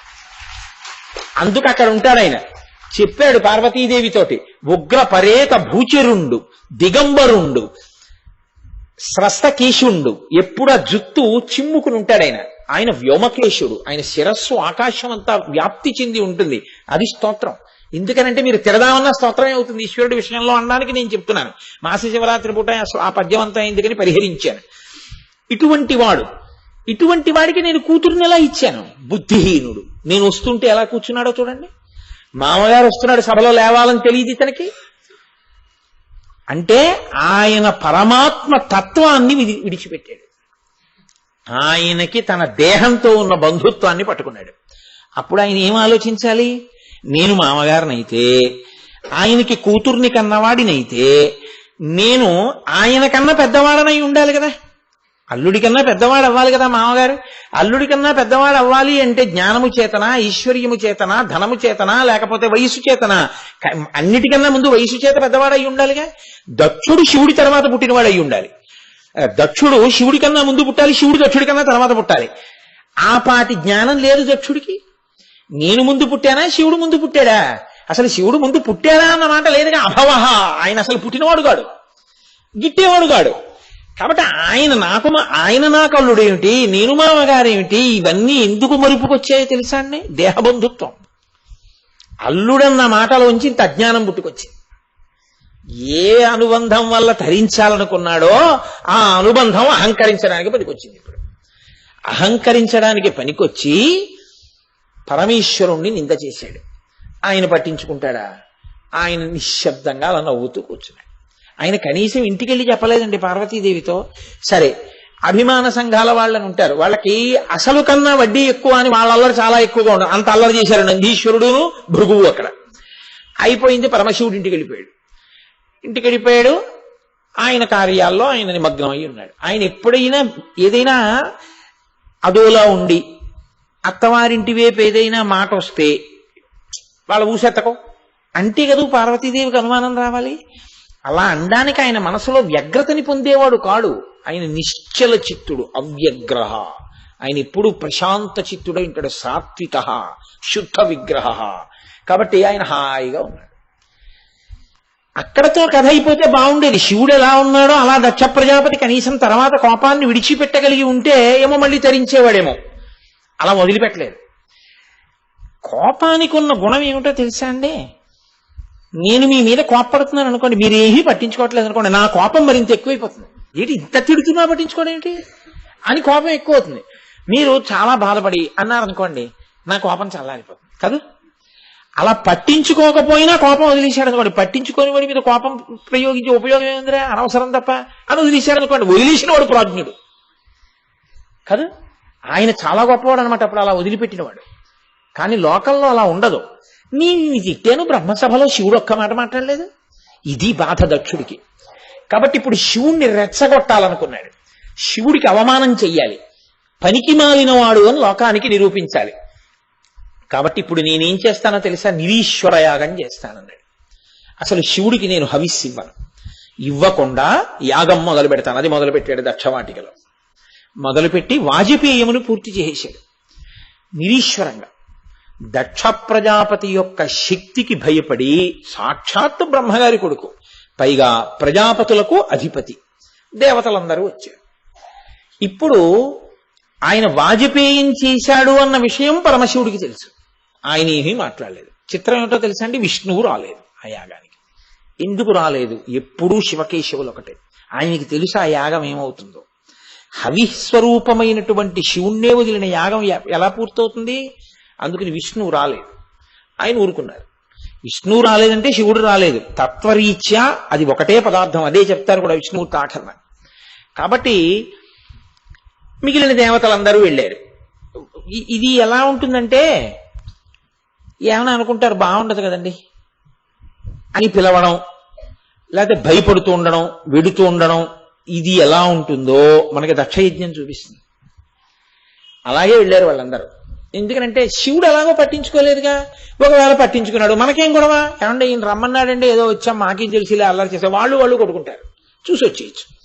శివుడు రాలేదు మనకేం గొడవ, దక్షపల్లి గారి పెట్టిన అన్నం తినొచ్చేస్తాం. అలా ఆలోచించేటటువంటి ఇంకా కొంతమంది మనస్తత్వం ఎలా ఉంటుందో తెలుసా అండి. అక్కడికి వెళ్ళి దక్షుణ్ణి శివుడి గురించి కదిపి తిడుతూ ఉంటే విని, అవునయా నిజమే మీ అల్లుడేమిటో పాపం అలాంటి వాడు దొరికాడు నీకు అనేవాడు. అలాంటి దానికోసం వెళ్ళేవాళ్ళు ఉంటారు. కొంతమందికి మీరు చూడండి అదే కార్యంగా ఉంటుంది. నేను కొంతకాలం ఒకడిని చాలా సన్నిహితంగా నాతో ఉండి వాడి కర్మ కొద్దీ వాడు నాకు దూరంగా పోయాడు అనుకోండి, వాడి గురించి ప్రశ్నించడమే ఎక్కువగా ఉంటుంది కొంతమందికి. ముందు మనం ఉండి ఏం సాధించుకుంటున్నాం అన్నదానికన్నా ఊడిపోయిన వాడు ఎవడుంటాడో వాడి గురించి ఎక్కువ విచారణ చేస్తుంటాడు. అది లోకం యొక్క సహజమైన పోకడ, అదో బలహీనత అనమాట. తన యొక్క కార్యాన్ని మరిచిపోయి ప్రవర్తిస్తూ ఉండడం. అలా దేవతలందరూ అక్కడికి చేరి ఆ దక్షవాటి ఎందుకు కూర్చుని ఉన్నారు. జరుగుతోంది యజ్ఞం. భృగువుని బ్రహ్మస్థానంలో కూర్చోబెట్టాడు. ఎందుకని ఆయన తిట్టాడు శివుణ్ణి ఈయనతో పాటు గొంతు కలిపి, అందుకని ఆయనకి బ్రహ్మస్థానం ఇచ్చాడు. ఆయన యజ్ఞం చేస్తున్నాడు, జరిగిపోతుంది. చిత్రం అంతా ఎక్కడుందో తెలుసా అండి. మనకి వేదం ఒక రహస్యాన్ని చెప్తుంది. శివా విశ్వస్య భేషజీ, శివా రుద్రస్య భేషజీ అని. అభిషేకం చేసేటప్పుడు చిట్ట చివర అష్టమానువాకం దాటిపోయిన తర్వాత ఈ మంత్రం చెప్తాం. ద్రాపేయం ధస్వస్పతే దరిద్రం నీలలోహిత అన్న మంత్రాల తర్వాత వస్తుంది. ఈ 2 మంత్రాలు వస్తాయి. భేషజీ స్త్రీలింగం. శివా విశ్వస్య భేషజీ. శివ అంటే శివుడు, శివా అంటే ఆయన శక్తి పార్వతీదేవి. ఆవిడ విశ్వస్య భేషజీ లేదా విశ్వాహ భేషజీ. ఆవిడ ఈ విశ్వమునకంతటికీ ఓషధి. వ్యక్తి స్థాయిలో కానీ సమాజ స్థాయిలో కానీ ఓ రోగం వచ్చిందనుకోండి ఓషధి వేసుకుంటే రోగం పోతుంది. అలా అందరికీ ఓ రోగం వచ్చిందనుకోండి ఆవిడ తీరుస్తుంటుంది ఆ రోగాన్ని. ఇప్పుడు వీళ్ళందరికీ ఓ రోగం వచ్చింది, ప్రజాపతులకు, దేవతలకు, మనుష్యులకు, అందరికీ. ఏమిటి? శివుణ్ణి తిట్టడం అనేటటువంటి కొత్త జబ్బు ఒకటి వచ్చింది. ఇప్పుడు ఈ జబ్బు పోవాలి. ఆయన పట్టించుకోడు, ఆయన శివుడు. ఆయన ఏ కారణం చేత కూడా పట్టించుకున్నాడనుకోండి ఆయన ద్వంద్వములకు లొంగిపోయిన వాడు అవుతాడు. ఆయన కోప్పడిపోతే ఎలాగా, అందులో ఆయన కోప్పడ్డా ఆయన అలాగే ఉంటాడు, హాయిగా ఉంటాడు. ఆయన వాటిని పట్టుకుంటే కార్యం ఎలా నడుస్తాయి? అందుకని ఆయన తన పనిలో తాను నిమగ్నమై తనలో తాను రమిస్తూ ఉంటాడు. రమించలేకపోయిన వాడెవడు? అక్కడికి వెళ్ళి కూర్చున్నవాడు. కాబట్టి ఇప్పుడు పార్వతీదేవి శివ విశ్వస్య భేషజీ, లోకమునకు ఒక పాఠం చెప్పించాలి. లోకానికి పాఠం చెప్పించాలంటే అమ్మే కొట్టేస్తే బాగుండదు. శివా రుద్రస్య భేషజీ. ఆవిడేం చేస్తుందో తెలుసా అండి? శివుణ్ణి రుద్రుడిగా చేసేస్తుంది. అంటే శివుడికి ఎనలేని కోపం తెప్పిస్తుంది. ఆయన ఏం చేస్తాడు? పళ్ళు రాలిపోయేటట్టు కొట్టేస్తాడు. అలాగే కొట్టాడు. అందుకే పూషదంతభిహి, పళ్ళు రాలిపోయేటట్టే కొడతాడు. పళ్ళు రాలిపోయేటట్టు కొట్టడం అన్నది బహుశా లోకంలో శివుడే మొదట చేసిన వాడు. ఒక్క దెబ్బకి 32 పళ్ళు ఊడిపోయేటట్టు కొట్టాడు ఆయన. అక్కడి నుంచే లోకంలో సామెత వచ్చింది, పళ్ళు ఊడిపోతాయి కొడితేనని. తెలుసా అండి? నేను యథార్థం మనవి చేస్తున్నాను. లేదు పూషదంతభిదవ్యగ్రో దక్షాక్షర హరోహర రోజు చదువుతున్నాం కదా. ఆయన ప్రశాంతంగా ఉన్నాడు హాయిగా. ఈయనకి కోపం వస్తే తప్ప ఈ పిచ్చి పిచ్చి పనులు, శివ వ్యతిరేకమైన ప్రచారం, శివనింద చేయడం లోకంలో మానరు. ఈ ప్రచారాల వల్ల అమాయకులు కూడా పాడవుతున్నారు. కాబట్టి ఇలాంటి ప్రచారాలు చేసేటటువంటి వాళ్ళ యొక్క తుదముట్టించడం అన్నది ఒకసారి చేస్తే, వాళ్ళకోసారి బుద్ధి చెప్తే ఇంకెప్పుడు శివనింద జరగదు లోకంలో. అది జరగాలంటే ఈయన్ని రుద్రుణ్ణి చెయ్యాలి అనుకుంది ఆవిడ. కాబట్టి ఇప్పుడు ఆవిడేం చేసిందంటే ఒక చిత్రమైనటువంటి నాటకాన్ని సృష్టించింది. లేకపోతే ఆయన్ని విడిచి ఆవిడ ఎడుతుందా? మహాపతివ్రత, ఆవిడికి కావాలా అవన్నీ? ఆవిడ అలా కోరుకునేది కాదు. ఆవిడ ఇంటి పేరే విడిచిపెట్టి వచ్చేస్తుంది ఆడపిల్ల. అలాంటిది పెడుతుంది ఆవిడ. ఆవిడ అంతఃపురంలో సౌధంలో నిలబడి ఉంది. ఓహో వెళ్ళిపోతున్నాయి దేవతల యొక్క విమానాలు, ఋషుల యొక్క విమానాలు అన్నీ వెళ్ళిపోతున్నాయి. ఆవిడ ఏమీ తెలియని దానిలా పక్కనున్న ప్రమథగణాలను అడిగింది, ఏమిట్రా ఇన్ని విమానాలు ఎడుతున్నాయండి? అంటే వాళ్ళు అన్నారు, అమ్మా మీ నాన్నగారు యజ్ఞం చేశాడు, వాజపేయం అయిపోయింది, కానీ నిరీశ్వర యాగం ఆయన చేసేశాడు. ఇప్పుడు బృహస్పతి సంబంధమైనటువంటి యాగాన్ని ప్రారంభం చేశాడు, ఆ యాగం అవుతోందమ్మా అన్నారు. ఆవిడ వెంటనే పరమేశ్వరుడి దగ్గరికి వెళ్ళింది. ఎంత చమత్కారంగా అడిగిందో తెలుసా అండి. ఆవిడేమీ కోప్పడలేదు. వెళ్ళండి, శంకరా మీరు సర్వజ్ఞులు, మీరు ఈ లోకములనన్నింటినీ సృజించిన వారు, మీరు త్రిగుణాతీతులు, కాబట్టి మీకు అందరూ బిడ్డలే, మీకు ఎవరు ఏం చేసినా మీకు కోపం రాదు, మీరు తట్టుకోగలరు. నేను ఆడపిల్లని కదూ, ఒక తండ్రికి కూతుర్ని కదూ. ఆవిడ ఇంకొకలా మాట్లాడుతోంది. శివా విశ్వస్య భేషజీ, ప్రయోజనం సాధించే మార్గంలో మాట్లాడింది. కాబట్టి తండ్రి యజ్ఞం చేస్తుంటే వెళ్లకుండా ఎలా ఉంటుంది ఆడపిల్ల? ఆ యజ్ఞము కనుగొనగా దేవతలను విభుదులు అరిగెదరదిగో, నాకును వేడుక పుట్టెడున భవ. ఆ యజ్ఞం చూడడం కోసమని అదిగో దేవతలు, విభుదులు, బ్రాహ్మణులు, ఋషులు అందరూ వెళ్ళిపోతున్నారు. నాకు కూడా వెళ్ళి ఒక్కసారి ఆ యజ్ఞం చూడాలనుంది. కాబట్టి శివ నేను కూడా వెడతాను.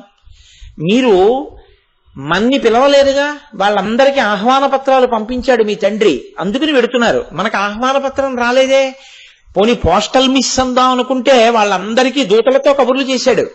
మనకి దూత రావాలిగా, మనం ఎక్కడికి వెళ్ళలేదుగా తాళాలు వేసుకుని. మరి మన ఎవరు పిలవలేదు అంటే మనం రావడం ఇష్టం లేదనే కదా. అందుకని మనం నువ్వెందుకు పార్వతి వెళతానంటావు అంటారేమో.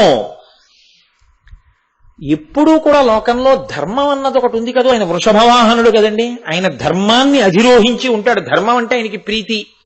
కాబట్టి ఆవిడండి, అనయము పిలువక యుండన్ జనక గురు సుహృత్ జననాయక గేహములకు చనుచుందురు పిలువకున్న సజ్జనులధిప. పిలవకపోయినా 4 ఇళ్లకు వెళ్ళొచ్చు. జనక తండ్రి గారు పిలిస్తేనే వెళ్ళాలని ఏం లేదు, పిలవకపోయినా వెళ్ళొచ్చు.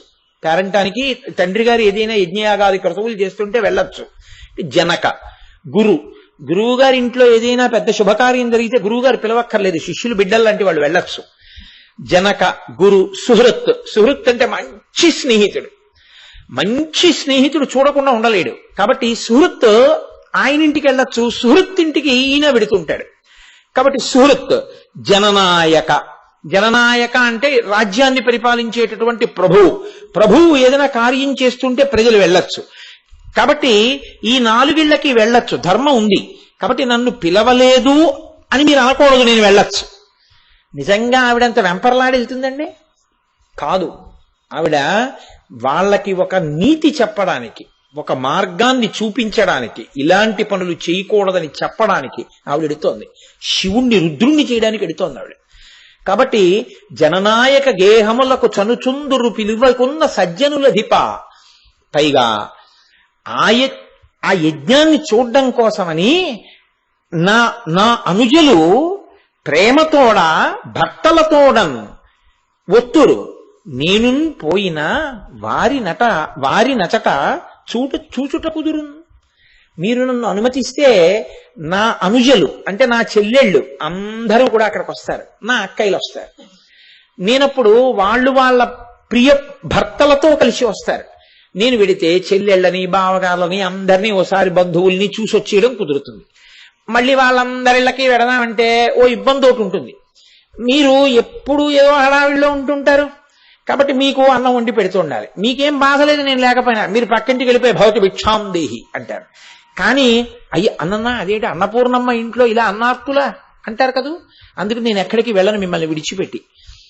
పుట్టిల్లు మరిచిపోయిన తల్లి నా తల్లి, కాబట్టి నేను వెళ్ళను. ఇప్పుడు అనుకోండి ఓసారి అందరినీ చూసొచ్చేయచ్చు. మళ్ళీ చెల్లెళ్ళందరిళ్ళకి ఒక్కొక్కళ్ళింటికి వెళ్ళడం ఎలా కుదురుతుంది? బేలగా ఒక ఆడపిల్ల ఎలా మాట్లాడుతుందో అలా మాట్లాడింది శివుడి దగ్గర. కాబట్టి మీరు అనుమతించండి, నేను వెడతాను. మీరు సర్వైశ్వర్యకారకులు, మీ దగ్గర లేని ఐశ్వర్యం లోకంలో ఉండదు. ఎందుకని సమస్త జగత్తుని విభూతి కణాలుగా మార్చి ఒంటికి రాసుకుంటాడు. కాబట్టి ఇంకా ఆయన దగ్గర లేనిదే ఉంది? బంగారం అంటారా? ఆయన వీర్యం హిరణ్యం. కాబట్టి మీరు సుబ్రహ్మణ్యేశ్వర స్వామి యొక్క ఉత్పత్తి యందు మీరు విన్నారు కదా, ఆయన అవతార ఆవిర్భావ కథ యందు పరమేశ్వరుని యొక్క వీర్యమే హిరణ్యంగా మారింది. కాబట్టి లోకంలో బంగారం కోసం వెంపర్లాటేమో, ఆయనకి వెంపర్లాటే ఉంటుంది. అన్నీ మీరు ఇవ్వగలరు. భర్త ఎన్ని పెట్టనివ్వండి, ఎన్ని కొననివ్వండి, పుట్టింటి వారు ఏదైనా ఇంత పిసరు వాళ్ళ ఇంట్లో జరిగిన ఉత్సవంలో చేయించి చేతిలో పెడితే ఆడపిల్ల ఇంటికొచ్చి ప్రతి వాళ్ళకి ఇంటికి వచ్చిన వాళ్ళకల్లా పెట్టి తీసి మా అమ్మ వాళ్ళ ఇంటికి వెళ్ళానా, ఇక మా అమ్మ పెట్టిందని చూపిస్తుంది. అది ఆడపిల్లకి సహజంగా ఉండేటటువంటి పిచ్చి ప్రేమ. అది లేక కాదు, ఆవిడే ఉద్యోగం చేసుకుంటున్నా, ఆవిడే బోల్డ్ సంపాదించుకుంటున్నా, పుట్టింటి వాళ్ళు ఓ వెండి ఉద్ధరణ ఇచ్చారనుకోండి, ఎంత సంతోషం. ఇంతోటి ఉద్ధరణ ఆవిడ కొనుక్కోలేదేంటి, కానీ పుట్టింటి వారు ఇస్తే అంత సంతోషం. కాబట్టి నేను ఎడితే నాకు చీర పెట్టి పసుపు కుంకం ఇచ్చి గాజులు ఇచ్చి నగిస్తాడు మా నాన్న. అది నేను తెచ్చుకుని మురిసిపోద్దు. పార్వతీదేవి ఈ స్థాయిలో మాట్లాడుతుందా? కాదు. ఇందులో ఎన్ని ధర్మ సూక్ష్మాలు ఉన్నాయో తెలుసా అండి? పెళ్ళైపోయిన ఆడపిల్ల ఏం కోరుకుంటుందో చెప్తున్నారు. పెళ్ళైపోయిన ఆడపిల్లకి పరమ సంతోషం అన్నది ఎప్పుడో తెలుసా అండి? మీరు మీ అల్లుణ్ణి గౌరవించడం మీకు వస్తే, మీరు మీ అల్లుడు మీ చేత గౌరవింపబడి మీ అల్లుడు సంతోషంగా మీ ఇంటికి రావడానికి ఒప్పుకుంటే ఆడపిల్ల కూడా సంతోషంగా వచ్చి మీతో ఉంటుంది. అల్లుడి మీద అస్తమానం నేరాలు చెప్పి అల్లుడి బంధువులు మీకు పనికిరాని వాళ్ళు అయిపోయి అమ్మాయిని రమ్మన్నారు అనుకోండి, అమ్మాయి మనసులో కలుక్కుమంటూనే ఉంటుంది. అందుకే ఇంగిత జ్ఞానం ఉన్నవాళ్ళు ఆడపిల్ల మనసు నొచ్చుకోకూడదు అంటే ఆడపిల్ల ఎదురుగుండా అల్లుడి గురించి కానీ వియ్యాల వారి గురించి కానీ తక్కువ చేసి అమ్మాయి దగ్గర మాట్లాడకూడదు. ఏదైనా ఉంటే వాళ్ళ గుండెల వరకే, పెద్దల వరకే. అంతేకాని అల్లుండి కించపరచడం, అమ్మాయిని నెత్తి మీద ఎట్టుకోవడం, ఇలాంటి పనులు చేస్తే ఆమె ఎలా సంతోషిస్తుంది? మీ దగ్గరికి వచ్చి సంతోషాన్ని పొందలేదు. పార్వతీదేవి అంతటి దానికి కష్టం తప్పలేదు. లోకంలో ఏ ఆడపిల్లకి తప్పుతుంది? పైగా ఆడపిల్ల చులకనైపోయేది దేనికో తెలుసా అండి? పుట్టింటనే లేని గౌరవం వేరొక చోట ఎక్కడి నుంచి వస్తుంది? తండ్రి ప్రియమార ఎంతో సంతోషంగా కూతుర్ని తల్లి తండ్రి అన్నదమ్ములు చూస్తే అత్తవారు ఎంతో ప్రేమతో చూస్తారు. అమ్మో వాళ్ళ నాన్నగారు నెత్తి మీద పెట్టుకుంటారు, వాళ్ళ అమ్మ నెత్తి మీద ఎట్టుకుంటుంది, వాళ్ళ అన్నయ్య నెత్తి మీద ఎట్టుకుంటాడు, వాళ్ళ బంధువులు నెత్తి మీద ఎట్టుకుంటారు, మనం ఆ పిల్లని ఏమన్నా అంటే ఎలా కుదురుతుంది అంటారు. వాళ్లే ఈసడిస్తే అత్తారికి మరింత చులకన కాదు. పాపం మా కోడలకి ఏమిటో వెళ్ళడానికి పుట్టిల్లు లేదమ్మా వాళ్ళు పిలవరంటారు కదా. ఎంత చులకన! నీ కూతురు ఏడిస్తే నీ కర్మ కాదది. ఎలా బ్రతకాలో తల్లిదండ్రులంటే పెద్దవాళ్ళు అయిన తర్వాత ఎంత గౌరవంతో బతకడం రావాలో, ఎంత నిగ్రహం ఉండాలో మనకి చూపిస్తుంది దక్షయజ్ఞం. కాబట్టి ఇప్పుడు ఆవిడ అలా అడిగితే పరమశివుడు అన్నాడు, ఈ ధర్మాలు నాకు తెలియనివి కావు పార్వతి, నాకు తెలియనివి కావన్న సంగతి నీకు తెలియనిది కాదు. కానీ నువ్వు నన్ను అడిగావు వెడతానని. కానీ నేను ఒక్క మాట చెప్పనా? కుటిల బుద్ధులైన కుజనుల ఇండ్లకు ఆర్యులేగవారనాదరమున బమలు ముడులు వేచి భూరి రాషాక్షులై చూచు అదియుగాక సుదతి వినుము. ఎంత గొప్పవాడు కాని, ఎంత జ్ఞాని కాని, ఎంత ఐశ్వర్యవంతుడు కాని, ప్రత్యేకించి దేహబంధుత్వంలో ఉండే లక్షణం ఏమిటంటే వాళ్ళు కడుపులో బాధ కక్ష పెట్టుకుని ఉంటే వాళ్ళు మొదటి అవమానం ఎక్కడ చేస్తారో తెలుసా? నువ్వు వెళ్ళి తలుపు కొట్టగానే, తలుపు దగ్గర నిలబడగానే వాళ్ళు ఇలా తలుపు తీసి రండి అనరు. కుటిల బుద్ధులైన కుజనుల ఇండ్లకు ఆర్యులేగ వారనాదరమున బొమలు ముడులు వేయించి ఇలా అంటారు. కనుబొమలు ముడులు వేసి నువ్వెందుకు వచ్చావు అన్నట్టు చూస్తారు. ఆడపిల్ల పుట్టింటి వారింట అలా చూడబడితే ఆత్మహత్య సదృశం. నువ్వు తట్టుకోలేవు అవమానం. పార్వతీదేవికి చెప్పాడు అనుకుంటున్నారేమో పరమశివుడు. ఆడపిల్ల ఉన్న ప్రతి తల్లిదండ్రులకి సందేశం ఇస్తున్నాడు ఎంత జాగ్రత్తగా ఆడపిల్లను చూసుకోవాలో. కాబట్టి కుటిల బుద్ధులైన కుజనుల ఇండ్లకు ఆర్యులేగవారనాదరమున బొమలు ముడులు వేయిచి భూరి రోషాక్షులై, కోపంగా చూస్తారు ఇలాగా. భూరి రోషాక్షులై చూచు రదియుగాక ఇదియు వినుమో. ఇంకొక మాట కూడా చెప్తాను చూడు. లోకోత్కృష్టుండగు దక్షుని తనూభవలలో కూరిమి సుతవైనను నా అనుబంధముచే నీ జనకునిచే ప్రీతి బడయ జాలబుతరుని. మీ నాన్నకి చాలా మంది కూతుళ్ళు ఉన్నారు. అంతమంది కూతుళ్లలోనూ కోరి కోరి కోరి కోరి తపస్సు చేసి కన్నది నిన్నే. అందుకని మీ తండ్రికి నువ్వంటే మహాప్రీతి. అంత ప్రీతి ఉన్న తండ్రి నిన్ను ఆదరించాడు. ఎందుకో తెలుసా? నీవు నాకు భార్య అవడమే కారణం. కూతుర్ని ఒకనాడు ప్రేమించిన తండ్రి కూతురు పొరపాటు చేస్తే మన్నించిన తండ్రి ఇవాళ మన్నించలేకపోతున్నాడు అంటే తాను కాదు కన్యాదానం చేసింది. ఇప్పుడు ఆయన భార్య అని చెప్పి తను బొమ్మలు ముడులు వేయడం ఏంటి? ఎంత తప్పు మాట అది, ఎంత అజ్ఞానంతో కూడుకున్న మాట. ఎప్పుడూ నువ్వు అలాగే ఉండాలి. లేకపోతే ఇప్పుడు ఆ పిల్ల నిన్ను అడిగితే, నన్ను ఎందుకు ఇచ్చి పెళ్లి చేశారు నాన్నగారండి అని అడిగితే ఇప్పుడు నీ సమాధానం ఏంటి? పిల్ల ఎంత బాధపడుతుంది నువ్వు చేసిన పనికి. నీకు ఇంగిత జ్ఞానం ఉండద్దు ఆడపిల్లతో ప్రవర్తించేటప్పుడు, కూతురుతో. కాబట్టి ఎంత పెద్ద మాట అంటున్నాడో చూడండి శివుడు. నీవంటే ప్రేమే మీ నాన్నకి, కానీ నీతో ఆదరంగా ప్రవర్తించాడు. ఎందుకో తెలుసా? ఇప్పుడు నువ్వు నా భార్యవి అన్న మాట ఆయన మనసులో కలుక్కుమంటోంది. అదేమిటండి, మా నాన్నగారు మిమ్మల్ని ప్రీతిగా కన్యాదానం చేసి అల్లుని చేసుకున్నారుగా, ఎందుకు అనవసరంగా నీకు చెప్పలేదు పార్వతి. ఒకప్పుడు ప్రజాపతులు యజ్ఞం చేస్తే నేను వెళ్ళాను, మీ నాన్నగారు కూడా వచ్చారు. అక్కడ నేను లేవలేదని మీ నాన్నగారికి కోపం వచ్చింది. ఎంత అజ్ఞానం అండి. నేను మళ్ళీ మళ్ళీ చెప్పక్కర్లేదు. ఇంకా నిజం చెప్పనా పార్వతి, నేను ఆయన శరీరానికి నమస్కారం చెయ్యకూడదు కాబట్టి చెయ్యలేదు, కానీ ఆ ప్రతి భూతమునందున్న వాసుదేవుడికి నేను నమస్కరిస్తూ ఉంటాను. ఈశ్వరుడు ఎంత మర్యాదాలోకానికి నేర్పాడో చూడండి. మీ నాన్నకి అది అర్థం కాలేదు, నా మీద కక్ష పెట్టుకున్నాడు. అబ్బో అక్కడ చాలా పెద్ద హడావిడయింది, నేను వచ్చేసాను. ఎందుకు నీతో చెప్పడం అని నీకు చెప్పలేదు. దక్షయజ్ఞాన్ని బాగా అర్థమైన వాడికి, పురుషుడికి ఒక విషయం తెలుస్తుంది. నీకంటే అత్తగారు మామగారు అని దెబ్బలాడు వచ్చేసావు. అదే పనిగా అస్తమానం అత్తగారిని మామగారిని తిట్టి మీ అమ్మగారు నాన్నగారు ప్రాజ్ఞులని నువ్వు మాట్లాడుతుంటే మీ అమ్మగారు నాన్నగారు ఆవిడికి అత్తగారు మామగారు కాదు. మరి ఆమెకి ఎంత కలుక్కుమంటుంది. ఆ దోషం వెతికి పట్టుకోవాలంటే వీళ్ళ ఎందుకు కనపడదంటే అక్కడే వస్తాయి ఇబ్బందులన్నీ. నీ మనసు ఖేదం ఎందుకు పడుతుందో తెలుసా? ప్రీతి స్మరణం చేస్తుంది అమ్మా నాన్న పట్ల. అస్తమానం అదే పనిగా ఇంక నేను ఇదే పని పెట్టుకుని నన్ను ఇలా అన్నాడు అలా అన్నాడని అండం ఎందుకు? నీకు ఇటు నేను బాధపడ్డానని, అటు మీ నాన్న బాధపడ్డాడని ఇద్దరి మధ్య నువ్వు నలిగిపోతావు. నీతో నేను ఎప్పుడూ అనలేదు. ఒక భర్తకి ఎంత పరిణితి ఉండాలో పరమేశ్వరుడు చూపిస్తున్నాడు. కాబట్టి నా మాట విను. నువ్వు వెడితే మీ నాన్న చాలా అవమానం చేస్తాడు. పుట్టినింట అంత అవమానం పొందడం అంటే అది ఎటువంటిదో తెలుసా? తిట్టడం కాదు, కొట్టడం కాదు, పలకరించారంతే. ఎవరో మాట్లాడరు. నువ్వు ఒక్కదానివి అలా నిలబడతావు. నీ తోడ పుట్టిన వాళ్ళు ఒకళ్ళు పట్టు చీరలు అట్టుకొస్తూ ఉంటారు, ఒకళ్ళు యజ్ఞ సంబారాలు అట్టుకొస్తూ ఉంటారు, అందరూ వెళ్ళి హారతి ఇస్తూ ఉంటారు, నిన్నెవ్వరూ పిలవరు. ఒకవేళ నువ్వు ఏదైనా ముట్టుకోవడానికి వచ్చినా నువ్వు అలా కూర్చో అంటారు. నువ్వు నాన్నగారికి కనపడకే, అనవసరంగా ఆయన ఇప్పుడు కోపం బయలుదేరుతుంది, ఆయన ఏదో ప్రశాంతంగా చేసుకుంటున్నావు, నువ్వు నాన్నగారి దగ్గరికి వెళ్ళక లోపల కూర్చో అంటారు. నీకు ఎంత బాధగా ఉంటుంది. అంతకన్నా అవమానం ఉండదు పార్వతి. కాబట్టి వెళ్ళొద్దని అంటున్నాను, ఆ పైన ఇష్టం అన్నాడు. ఆయనకి తెలుసు, ఆవిడికి తెలుసు. ఆయన ధర్మం ఆయనది, ఆవిడ ధర్మం ఆవిడిది. ఆవిడ శివ విశ్వస్య భేషజి, శివస్య భేషజి, రుద్రస్య భేషజి. ఆవిడ ఆయన్ని రుద్రుణ్ణి చెయ్యాలి.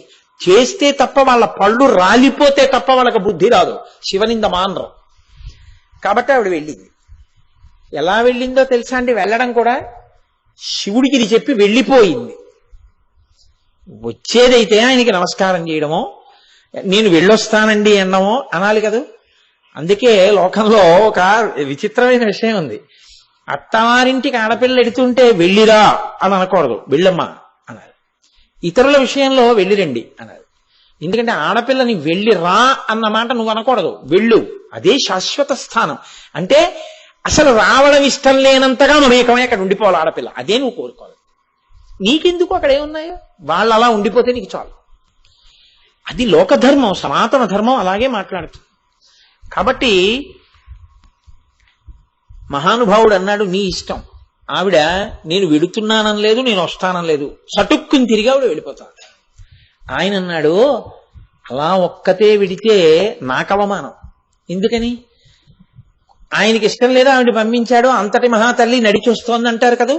కాబట్టి గబగబా వెళ్ళండి, నందివాహనాన్ని తీసుకెళ్ళండి, నందివాహనం మీద కూర్చోపెట్టండి, అద్దాలు పట్టుకెళ్ళండి, పట్టు చీరలు పట్టుకెళ్ళండి, ఆభరణాలు పట్టుకెళ్ళండి, విసినికర్రలు పట్టుకెళ్ళండి, ఛత్రాలు పట్టుకెళ్ళండి, చామరాలు పట్టుకెళ్ళండి, ఆవిడికి కావలసిన సంగీత వాద్య పరికరాలు పట్టుకెళ్ళండి, నృత్య బృందాలు వెళ్ళండి, ఆవిడ వెనక ప్రమదగణాలన్నీ వెళ్ళండి అన్నాడు. అంతే. గబగబా నందీశ్వరుడు వెళ్ళాడు, అమ్మవారిని ఎక్కించుకున్నాడు, దాని మీద కూర్చుంది, ఆమె వెనక ప్రమదగణాలన్నీ బయలుదేరాయి. గబగబా బయలుదేరి అందరూ దక్షుడు యజ్ఞం చేస్తున్న యజ్ఞవాటికి వెళ్ళారు. అక్కడ దిగింది అమ్మవారు. ఆ యజ్ఞవాటంలోకి అమ్మవారు ప్రవేశించింది. ఎంత అదృష్టవంతుడండి దక్ష ప్రజాపతి! వాడి కర్మ వాడికి అర్థం కాల. ఆవిడ లోపలికి వెళ్ళింది. వెడితే ఒక్కళ్ళు లేచిన వాళ్ళు లేరు.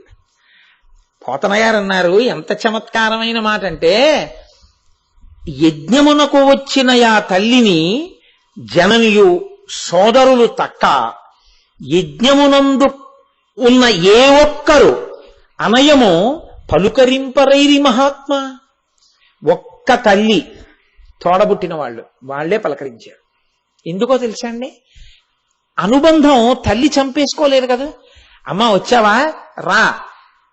తెలిసి తెలియని వాళ్ళు ఎప్పుడు ఏ మాట చెప్తారో తెలుసా అండి? కూతురు ఏదో దోషం చేసింది అనుకోండి, ఇక రానివ్వకండి అంటారు. నువ్వు ఒడ్డున కూర్చుని చెప్పడం తేలిక, కడుపున పుట్టిన బిడ్డ తల్లిదండ్రులకు ఎంత బాధ ఉంటుందో. ఎలా రానివ్వకుండా ఉంటారు చెప్పండి? నిజంగా ఆడపిల్ల గడపలోకి వచ్చింది, చాలా తప్పే చేసింది ఆడపిల్ల. గడపలోకి వచ్చింది, తల్లి కౌగలించుకోకుండా పిలవకుండా ఉంటే నేనంటాను ఆవిడ కన్న తల్లే కాదంటాను. తప్పది, అసలు నువ్వు అలా చెప్పకూడదు. తల్లితనంలో అది కుదరదు. కౌగిలించుకుని తీరుతుంది, స్వాగతం చెప్పి తీరుతుంది, రామ్మా అంటుంది అంతే. ఆవిడ మనసు తన కూతురి మీద, తన బిడ్డల మీద ఉండకుండా ఎలా ఉంటుందండి? ఉండి తీరుతుంది. ఒకవేళ తల్లి అలా తన మాట వినక ఏదైనా ఎంత పెద్ద దోషం చేసిన ఆడపిల్లైనా సరే, ఆ పిల్ల కొన్ని సంవత్సరాల తర్వాత తన గుమ్మం ముందు కనపడినా తల్లి కౌగిలించుకుని వెళ్లి పలకరించకపోతే అది మాతృత్వమునకే కళంకము, తప్పది. పలకరిస్తుంది తల్లి అన్న తర్వాత. కాబట్టి తల్లి వెళ్ళింది, కౌగిలించుకుందా. తల్లికి ఉండదండి, కడుపున పుట్టిన బిడ్డ ఇంతమంది ఉన్నారు, అది వచ్చుంటే ఎంత బాగుండేది. అది వచ్చి చేస్తే అది కూడా హారతి ఇవ్వాలిగా. ఏ సామాన్యమైందా? సాక్షాత్ దాక్షాయిణి అమ్మవారు మా వారికి నాన్నగారండి అని దగ్గరికి వచ్చి నేను నాన్నగారండి అని అందించాలి కదా. అరే రే ఆ పిల్ల రాలేదే అని కలుక్కు కలుక్కు కలుక్కుమంటూనే అంటుంది కదా తల్లికి. కాబట్టి ఆవిడ ఈ పిల్లని చూడగానే ఇప్పటిదాకా కలుక్కుమంటున్నది పోయింది ఆవిడికి. అమ్మయ్యా ఎలా అయితేనే వచ్చింది. గబగబా వెళ్ళి కౌగిలించేసుకుంది. రామ్మా అంది. తోడ పుట్టిన వాళ్ళకి మా అక్క ప్రేమ, వాళ్ళు పరిగెత్తుకెళ్ళి రామ్మా అన్నారు, అక్కదా అన్నారు. దక్షుడు యజ్ఞం చేస్తూ ఇలా చూశాడు. కక్షంతా ఆయనకి కదా, శివుడు చెప్పాడు కదా, భూరి రోషాక్షుడై బొమలు ముడులు వేయించి ఇలా చూశాడు. చూసి తల తిప్పి యజ్ఞం చేసుకుంటాడు. రామ్మ అని కూడా అనలేదు. సావన, ఎందుకు వచ్చిన సంస్కారాలు. పిల్లల మీద పగబడితే తల్లిదండ్రులు ఏమిటండి? ఇంకా నీకు 50 ఏళ్ళు వచ్చేసిన తర్వాత పిల్లలు నవ్వుతూ ఉండడం కోసం నువ్వు బతకాలేమో కానీ పిల్లల్ని ఏడిపించడానికి నీ పెద్దరికం పనికొస్తే కాల్సన పెద్దరికం. ఎందుకు వచ్చిన పెద్దరికం? 50 ఏళ్ళు వచ్చి నీకే రాలేదే. గట్టిగా 25 ఏళ్ళు లేని ముక్కు పచ్చలారని పిల్లలు వాళ్ళకు ఉంటుందా అంత పరిణితి? నీకేం ఉండి ఏడిచిందని నువ్వు సర్దుకోలేకపోతున్నావు, వాళ్ళు ఎందుకు సర్దుకుంటారనుకుంటున్నావు? నీ వయస్సు వచ్చిన తర్వాత వాళ్ళకి రాకపోతే నువ్వు ఇంకా బతికుంటే. నీకే రాలేదు సర్దుకోవడం. కొత్తగా వచ్చేటప్పటికి కోడలకి అన్నీ తెలిసి ఉండాలన్నట్టు అత్తగారు ప్రవర్తించి, అల్లుడు వచ్చేటప్పటికి అన్నీ తెలిసి ఉండాలన్నట్టు మామగారు ప్రవర్తిస్తే లోకంలో ఏ యువ దంపతులు సంతోషంగా ఉంటారు మీరు ఆలోచించండి. వాళ్ళు సంతోషంగా ఉండాలని నువ్వు మెట్టు కిందకొస్తే అప్పుడు నీది ప్రేమ. ఇంకా నువ్వు రావడానికి వీలు కానంత ఇబ్బంది వచ్చినప్పుడు నువ్వు ప్రస్తావించాలి పెద్దల దగ్గర తప్ప, అసలు జగడం అన్నదాన్ని పెద్ద విషయం అన్నదాన్ని చేయకుండా నిగ్రహించుకోవడం అక్కడ ఉంటుంది. వాళ్ళిద్దరి ప్రేమ, వాళ్ళిద్దరూ ఇబ్బంది పడకుండా ఏదో అలా సంతోషంగా ఉండనివ్వాలి. కాబట్టి దక్షుడు రాలేకపోయాడు. అంటే ఏ తండ్రితనాన్ని కోరుకున్నాడో ఆ తండ్రితనం ఎంతమంది బిడ్డలకి తండ్రి అయితే ఏమిటి సుఖం? ఇంతమంది బిడ్డలకి తండ్రితనం మిగల్చుకున్నాడా? ఆ ప్రేమ కనపరిచాడా? తండ్రిగా నిలబడ్డాడా? తండ్రితనం ఓడిపోయిందా? ఇప్పుడు దక్ష ప్రజాపతిలో ఎన్ని ధర్మ సూక్ష్మాలు ఉన్నాయి మీరు చూడండి. నేను అందుకే అంటాను, అసలు పెళ్లి కావలసిన ఆడపిల్లలు, పెళ్లి చేసుకునేటటువంటి వాళ్ళు, పెళ్లి చేసిన వాళ్ళు, పెళ్లి చేయవలసిన వాళ్ళు అందరూ దక్షయజ్ఞ ధ్వంసం వినాలంటారు. అన్ని ధర్మ సూక్ష్మాలు ఉన్నాయి అందులో. కాబట్టి ఇప్పుడు ఆవిడకి కలుక్కుమంది. ఏ ఒక్కరూ పలకరించలేదు. ఎందుకు పలకరించలేదు? తల్లి తోబుట్టువులు తప్ప. అనయము దక్షుని భయమున. మనం వెళ్లి పలకరిస్తే నిరీశ్వర యాగంగా చేస్తున్నాడు శివుడి మీద కోపంతో. శివుడి భార్య కాబట్టి ఇప్పుడు ఈవిడ్ని పలకరించట్లేదు. మనం వెళ్లి పలకరిస్తే ఆత్మీయ నువ్వు పలకరిస్తావా అంటే మనకెందుకు వచ్చిన గొడవ అని వాళ్ళు కూడా ఇలా అమ్మవారి వైపు తిప్పకుండా తల తిప్పేసి ఇలా చూశారు. అందుకు కదా ఆవిడ వచ్చింది. ఇలా తలలు తిప్పుతారా దక్షుడికి బుద్ధి చెప్తారా ఇది చూడ్డానికే వచ్చింది ఆవిడ. శివా విశ్వస్య భేషజీ మందు వెయ్యాలి కదూ. ఆవిడ వెళ్ళి నించుంది దక్ష ప్రజాపతి దగ్గర. ఇలా కూడా చూడలేదు ఆయన. ఆవిడంది, ఏమయ్యా ఎందుకు నా వంక చూడవు, ఎందుకు నన్ను పలకరించవు? నీకు శివుడి మీద కోపం, నా భర్త అంటే నీకు ఆగ్రహం. ఏమిటి నీకు ఆగ్రహం నా భర్త అంటే? నా భర్త ఎందుకు పనికి మాలిన వాడని, ఏమీ చెయ్యడని, ఒంటి నిండా భస్మ రాసుకుంటాడని, పుర్రెలమాల వేసుకుంటాడని, ఇవేగా నీ అభ్యంతరాలు? ఆయన ఎంత శక్తి కలిగిన వాడో, ఎంతటి మహానుభావుడో నీకు నిజంగా తెలియదా? పరగ చితాస్తి భస్మ నృకపాల ధరున్ పిశాచయుక్తుడు పరేత భూచరుండని శర్వునమంగళుగా తలంపరెవ్వరున్. ఒక్క నీవు తప్ప మరి వాక్పతి ముఖ్యులు అమ్మహాత్మ సరోజ లేశములం ధరింపరే మస్తకంబులం. ఏమిటి మాట్లాడుతున్నావు? ఒళ్ళు తెలిసి మాట్లాడుతున్నావా? తండ్రివి కావచ్చు, చెప్పవలసిన అవసరం వచ్చింది కాబట్టి చెప్తున్నాను. శివుడు ఒంటికి భస్మ రాసుకుంటాడంటున్నావు. ఆయన లోకములనన్నింటినీ లయం చేసి శక్తి ఉన్నవాడు. అందుకని నిరంతర భస్మ ధారణ చేస్తాడు. భస్మ వైదికం, ఐశ్వర్యకారకం, సమస్త సిద్ధులను కల్పిస్తుంది. అందుకని నిరంతరం భస్మ అలదుకుని ఉంటాడు ఆయన. ఆయన ఉగ్రపరేత భూచరుండు పిశాచయుక్తుడని. ఆయన చుట్టూ పిశాచాలు ఉంటాయని చెప్పి అందరితోనూ చెప్తున్నా ఉంటాడు. ఆయన పిశాచయుక్తుడు. సరే, ఆయన విడిచిపెడితే 5 నిమిషాలు నువ్వు బతకవు, నీ యజ్ఞం ధ్వంసమైపోతుంది. పిశాచాలు ఒప్పుకో ఇలాంటివి చేయడానికి. ఆయన అణిచిపెట్టాడు కాబట్టి నువ్వు ఈ ధర్మపన్నాలన్నీ మాట్లాడుతున్నావు, నువ్వు యజ్ఞయాగాదులు చేస్తున్నావు. ఆయన వదిలేసి ఉంటే నీ బతుకేమిటో నీకు తెలిసి ఉండేది. శివుడి శ్మశానంలో ఉన్నాడంటున్నావే, నువ్వు బాగా తిన్నన్నాళ్ళు నిన్ను ఇంట్లో ఉంచుతారు. నీ ప్రాణం పోయిన తర్వాత ఆఖరికి నిన్ను ఆదరించవలసిన వాడు శివుడు ఒక్కడే శ్మశానంలో. అక్కడ ఆయన రావద్దని ద్వారం అవతలకి తన్నేస్తే నువ్వు పడ్డానికి లోకంలో స్థానం లేదు. మీ ఆవిడ పెట్టుకోదు ఇంట్లో, నీ కొడుకు పెట్టుకోడు ఇంట్లో శవాన్ని. శివుడు స్థానం ఇచ్చాడు కాబట్టి ఎంత శివనింద చేసినా శ్మశానంలో మట్టి అయిపోతున్నావు. శివుడు శ్మశానవాసి, శివుడు శ్మశానవాసి అని నోటికొచ్చినట్టు వదరుతున్నావు. శివుడి యొక్క శక్తి ఏంటో తెలుసా నీకు? ఏమి తెలిసని శివుడి గురించి మాట్లాడుతున్నావు? అంతటి మహాత్ముడు కాబట్టి ఆ మహాత్మ సరోజ లేశములన్ సమ్మతి దాల్పరే మస్తకంబులం నవ్వక్పతి ముఖ్యులు. నీ తండ్రి బ్రహ్మగారని ఆయన లేవకపోతే చాలా సంతోషించావే. నీ తండ్రి అయిన చతుర్ముఖ బ్రహ్మ, నీ అల్లుడని నువ్వు అనుకుంటున్న పరమశివుడి యొక్క పాదములను ప్రతిరోజు అరిచేతితో తడిమి ఆయన పాదముల యొక్క అడుగున పట్టుకున్న ధూళి కణములను తన 4 శిరస్సుల మీద 4 కిరీటాల మీద చల్లుకుని సృష్టి చేస్తున్నాడు. నీ తండ్రి లేవకపోతే నా తండ్రి కాబట్టి లేవక్కర్లేదన్నావు. నీ తండ్రే కిరీటాల మీద చల్లుకుంటున్నాడు. శివుడు ఎవరో నీకు తెలీదా? తెలియకుండానే ఇలా ప్రవర్తిస్తున్నావా? ఓహో, యజ్ఞం చేస్తున్నాను, యాగం చేస్తున్నాను, ఫలితాలు వస్తాయని చెప్తున్నావే. ఎవడి కోసం ఈ యజ్ఞాలు, ఎవడి కోసం ఈ యాగాలు? శివుణ్ణి గౌరవించడం చేత కాని వాడు యజ్ఞాలు చేస్తే ఆవిడకు కావాలి, యాగాలు చేస్తే ఆవిడకు కావాలి, ధర్మపన్నాలు చెప్తే ఆవిడకు కావాలి, ప్రవచనాలు చేస్తే ఆవిడకు కావాలి. శివుని యందు భక్తి ఉందా? ఇది లేని నాడు నీకేం కలుగుతుందో తెలుసా? భవో నహో ద్వేష్టి శివం శివేతరః. సమస్త యజ్ఞముల యొక్క ప్రయోజనం శివుడే. శివుడే మంగళప్రదాత, శివుడే సమస్త శుభములను ఇయ్యగలిగిన వాడు. నీవు శివుణ్ణి విడిచిపెట్టి ఇవన్నీ చేస్తే చేయడానికి బాగున్నట్టు అనిపిస్తుందేమో. చిట్ట చివరికి నువ్వు పొందేది అశుభాన్ని, అమంగళాన్ని. నిన్ను పట్టుకున్నవాడు పొందేది కూడా అశుభాన్ని, అమంగళాన్ని. ఎందుకంటే నువ్వు శివుడికి వ్యతిరేక ప్రచారాలు చేస్తున్నావు కాబట్టి. నువ్వు ఇది మానుకుంటావా? మానుకోవా? మానుకోపోతే నశించిపోతావు. భవో నహోద్వేష్టి శివం శివేతరః. శివుణ్ణి వదులుకున్న వాడికి నీకు శివుడు ఎక్కడి నుంచి వస్తాడు? నీకు మంగళం ఎక్కడి నుంచి వస్తుంది? భద్రం ఎక్కడి నుంచి వస్తుంది? నశించిపోతావు. ఏమనుకుంటున్నావు? తల్లి చెప్పడానికి వచ్చేయాలనుకున్నప్పుడు ఆవిడికి భయం ఏమిటండి? కిమ్మన్నాస్తి. భృగువు యజ్ఞం చేయిస్తున్నాడు, దక్షుడు హవిస్సులు ఇస్తున్నాడు. చూసింది ఆవిడ. ఆవిడంది, జనుడ జ్ఞానమునం భుజించిన జుగుప్సంబైన అన్నంబు సయ్యన వెళ్ళించి పవిత్రుడైన గతి దుష్టాత్ముండవై మహాత్ము నిందించిన నీ తనూభవ అనంగా నోర్వ. కాబట్టి ఈ శరీరమున్ విడిచి భాస్వచ్ఛుద్ధి ప్రాపించదన్. ఒక మనుష్యుడు ఈ పదార్థం బాగుంది అని చాలా తినేశాడు. చాలా తినేసిన తర్వాత అడుగున గరిటె పెట్టి తీస్తుంటే చనిపోయిన బల్లి ఉంది అందులో. తినేశాను కదా చాలా బాగుందని కడుపులో పెట్టుకుంటాడా? నోట్లో వేలు పెట్టి మరీ కక్కేస్తాడా? నోట్లో వేలు పెట్టి మరీ కక్కేస్తాడు. జనుడు అజ్ఞానమునం భుజించిన జుగుప్సంబైన ఎన్నంబు సయ్యన వెళ్ళించి పవిత్రుడైన గతి మహాత్ము నిందించిన నీ తనూభవ యనంగా నోర్వ. పరమేశ్వరుడి నింద చేసినటువంటి వాడి దగ్గర ఉన్నవాడికి మూడే మార్గాలని చెప్తున్నాయి శాస్త్రాలు. ఎవడు శివనంద చేశాడో వాడి నాలుక ఎడం చేత్తో పట్టుకుని పైకి లాగి కుడి చేత్తో కత్తి పట్టుకుని పరపర కోసేయి. 1. 2, శివనింద చేస్తున్నాడు అని నీకు అనిపిస్తే నువ్వు వినలేకపోతే పొడుచుకు చచ్చిపో.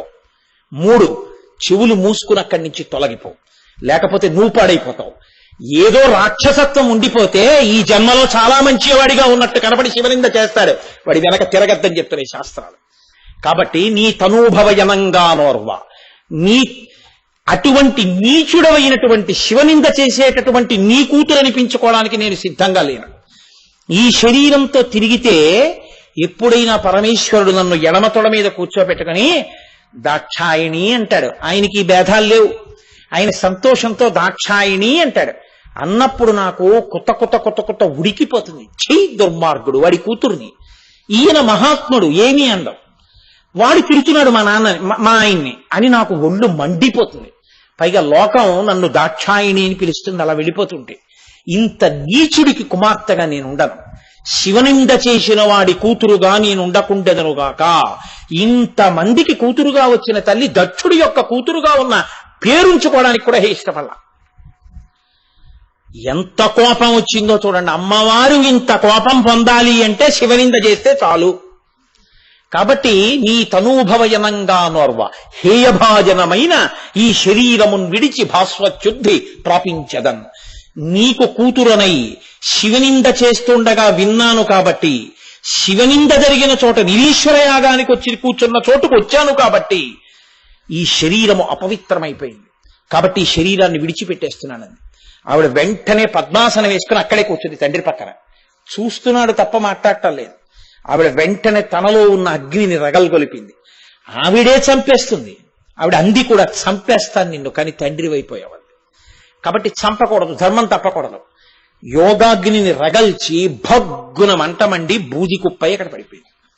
అప్పుడు సభలో ఉన్న కొంతమంది అన్నారు, ఛీ దుర్మార్గుడు, శివనింద చేసి కూతుర్ని చంపేసుకున్నాడు, అయినా వాడికి ఏమీ పట్టలేదు, యజ్ఞం చేసుకుంటున్నాడు. ఎంత శివద్వేషిరా వీడు అనుకున్నారు. ప్రమథగణాలకి ఎక్కడలేని ఆగ్రహం వచ్చింది. అవి గబగబా యజ్ఞం మీద పడబోయి. భృగుడికి ఇలాంటివంటే చాలా ఇష్టం. కాబట్టి ఆయన వెంటనే ఒక ఆభిచారిక హోమం చేసి అందులోంచి కొత్త గణములను సృష్టించి వాళ్ళని ప్రమథగణాల మీదకు పంపించాడు. ప్రమథగణాలన్నీ ఓడిపోయి వాళ్ళందరూ వెనక్కి తిరిగి కైలాసానికి వెళ్ళిపోతున్నారు. అమ్మవారు బూది కుప్ప అయిపోయింది. నారద మహర్షి గబగబా వెళ్లి పరమశివుడికి చెప్పారు. కైలాసం పర్వతం మీద ఆయనే ఉంది, మౌన వ్యాఖ్యా ప్రకటిత పరబ్రహ్మతత్వం యువానం, హాయిగా కూర్చున్నాడు. అయ్యా, నీ భార్యని అవమానించారు, ఆమె నీయందు పరమభక్తితో శరీరాన్ని వదిలేసింది అన్నాడు.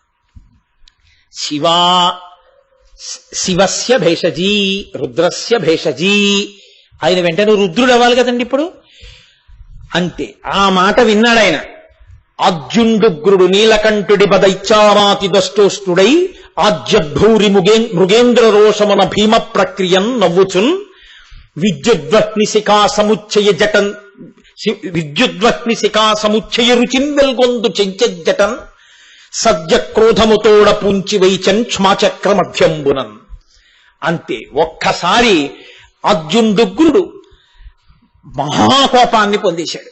ఆ జటలన్నీ కూడా విచ్చిపోయాయి.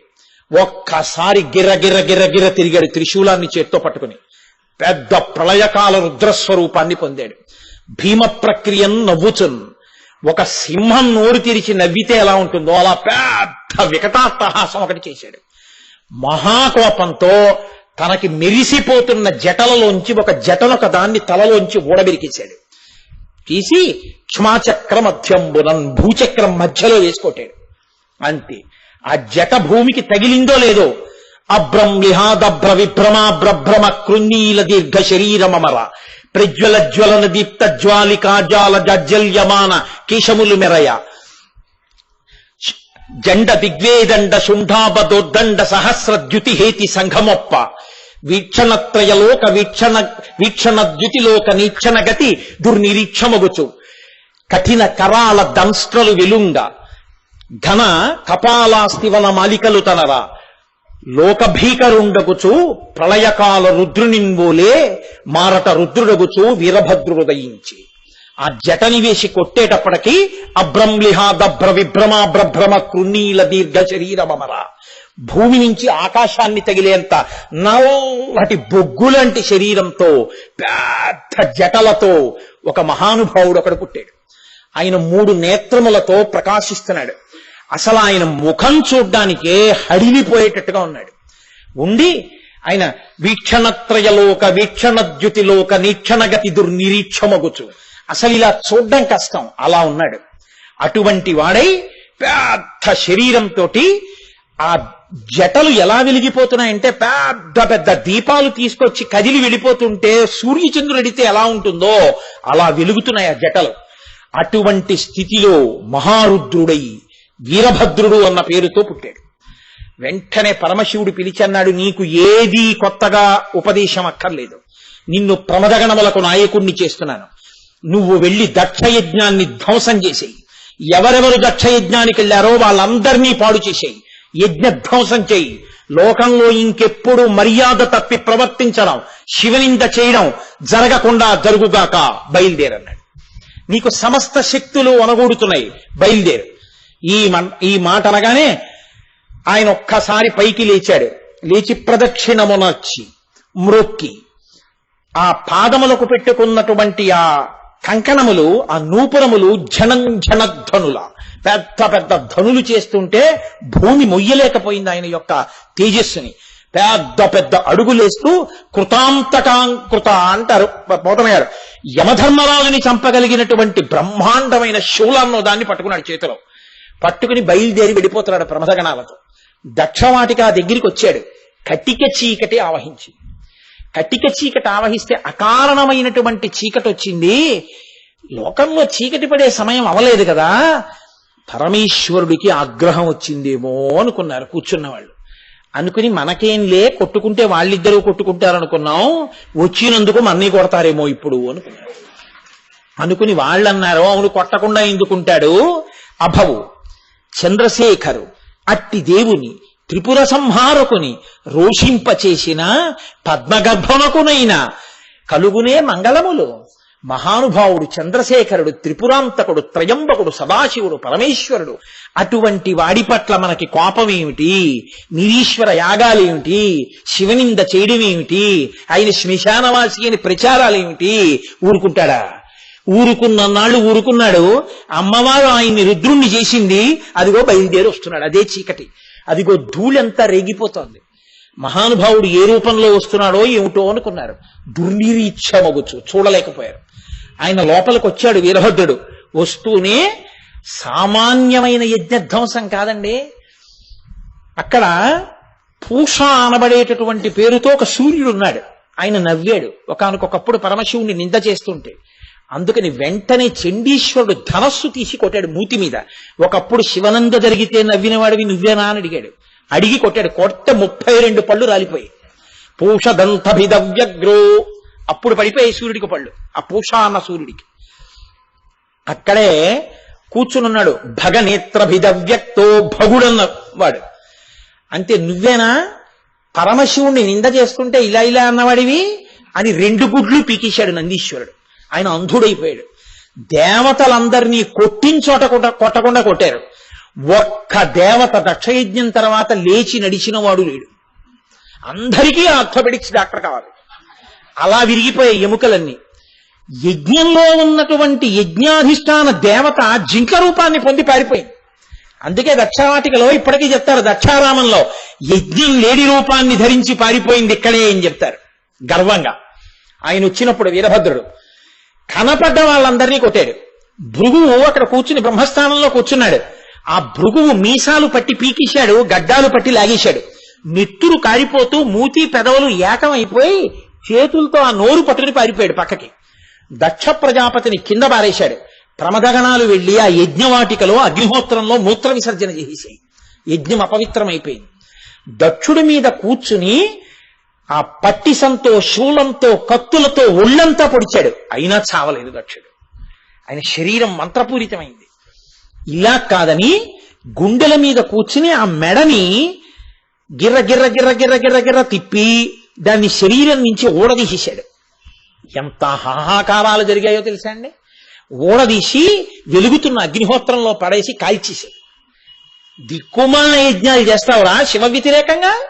కాలిపోయింది తల.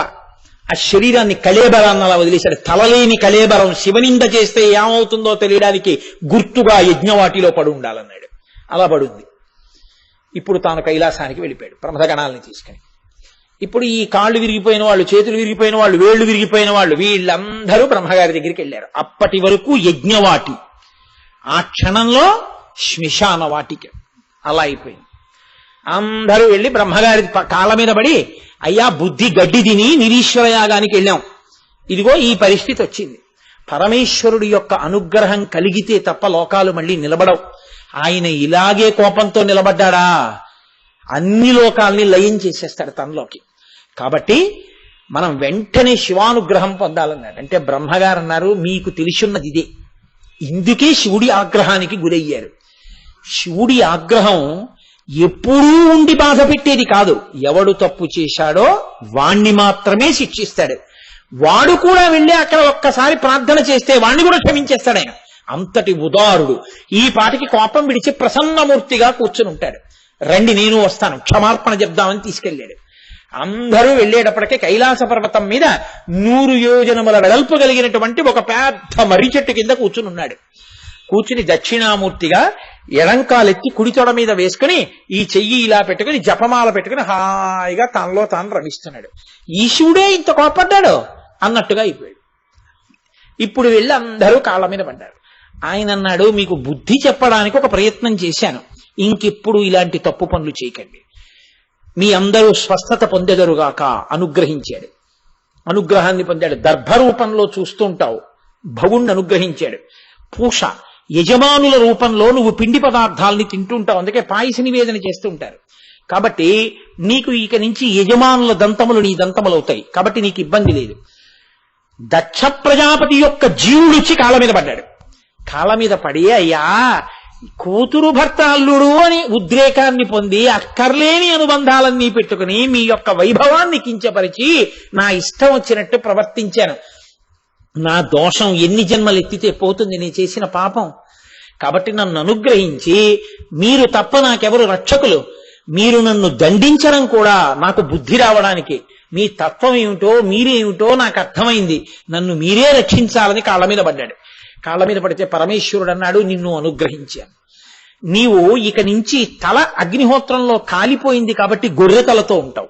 ఒక గొర్రె తల నీకు అమరుస్తాడు వీరభద్రుడు. దానితో ప్రాణాన్ని పొంది ఏ యజ్ఞాన్ని ఆపు చేశావో అది అసంపూర్తిగా ఆపితే పాపం వస్తుంది. కాబట్టి ఆ యజ్ఞాన్ని పూర్తి చేసుకో అన్నాడు. నాకు బుద్ధొచ్చింది పరమేశ్వర, మీకు హవిస్సు సమర్పిస్తూ యజ్ఞం చేసుకుంటానని దేవతలందరూ దక్ష ప్రజాపతితో కలిసి వెళ్ళిపోయారు. కాబట్టి ఇంతకీ పరమేశ్వరుడికి తన నామములలో దక్షాధ్వర హరోహర, దక్షయజ్ఞమును ధ్వంసము చేసిన వాడు అన్న మాట అందుకొచ్చింది. చిత్రం ఏమిటో తెలుసా అండి? శివా రుద్రస్య భేషజీ, ఆవిడే ఆయన కోపం మళ్ళీ చల్లారుస్తుంది. హాలాహల భక్షణం చేసేటప్పుడు లోకాలకన్నిటికీ ఉపద్రవం వచ్చింది, హాలాహలం వచ్చింది. ఏ తల్లి తినమంది పరమేశ్వరుణ్ణి.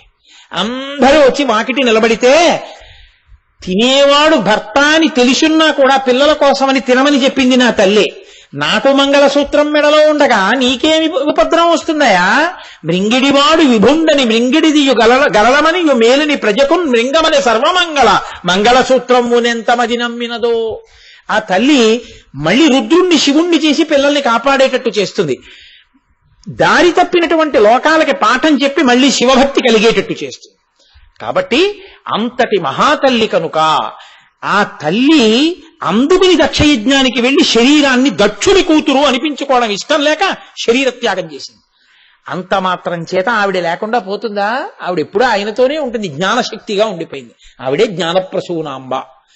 ఆ తల్లియే మళ్లీ ఉత్తరోత్తర హిమవంతునికి కూతురుగా పుట్టి హైమవతి, పర్వతరాజపుత్రి పార్వతి అయి మళ్లీ పరమేశ్వరుడి పక్కన శక్తి స్వరూపంగా చేసి పార్వతీ కళ్యాణంలో పార్వతీ సహిత పరమేశ్వరుడు అన్న పేరుతో ఆ తల్లి పార్వతీ పరమేశ్వరులై లోకంలో అందరి యొక్క పూజలు అందుకుంటున్నారు.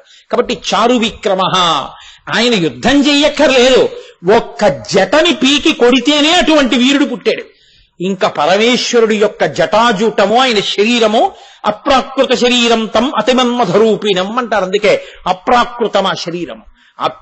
అంతటి శక్తి కలిగినటువంటి వాడు, అంతటి మహానుభావుడు. ఆయనే యుద్ధం చేస్తే నిలబడేవాడు వాడిగా. కాబట్టి అంతటి పరాక్రమవంతుడు కాబట్టి ఆయన్ని చారు విక్రమ అని పిలుస్తారు. ఇన్ని నామాలతో హవిహి యజ్ఞమయ, దక్షయజ్ఞాన్ని ధ్వంసం చేసిన వాడు, హిరణ్యరేత, సాత్విక, శుద్ధ విగ్రహ, ఇన్ని పేర్లతో పిలవబడి లోకమునంతటినీ ఆదరించేటటువంటి వాడై పార్వతీ సహితుడై నా తండ్రి పరమేశ్వరుడు మీ కార్యములకు వేటికి విఘ్నం రాదు, నేను ప్రసన్నుడనయ్యాను, మీ పట్ల నేను రుద్రమూర్తిని కాను, మీ అందరూ పరమభక్తులు కాబట్టి మీ పట్ల నేను ఎప్పుడూ అనుగ్రహమూర్తిని, తండ్రి బిడ్డల్ని కాపాడినట్టు కాపాడతాను.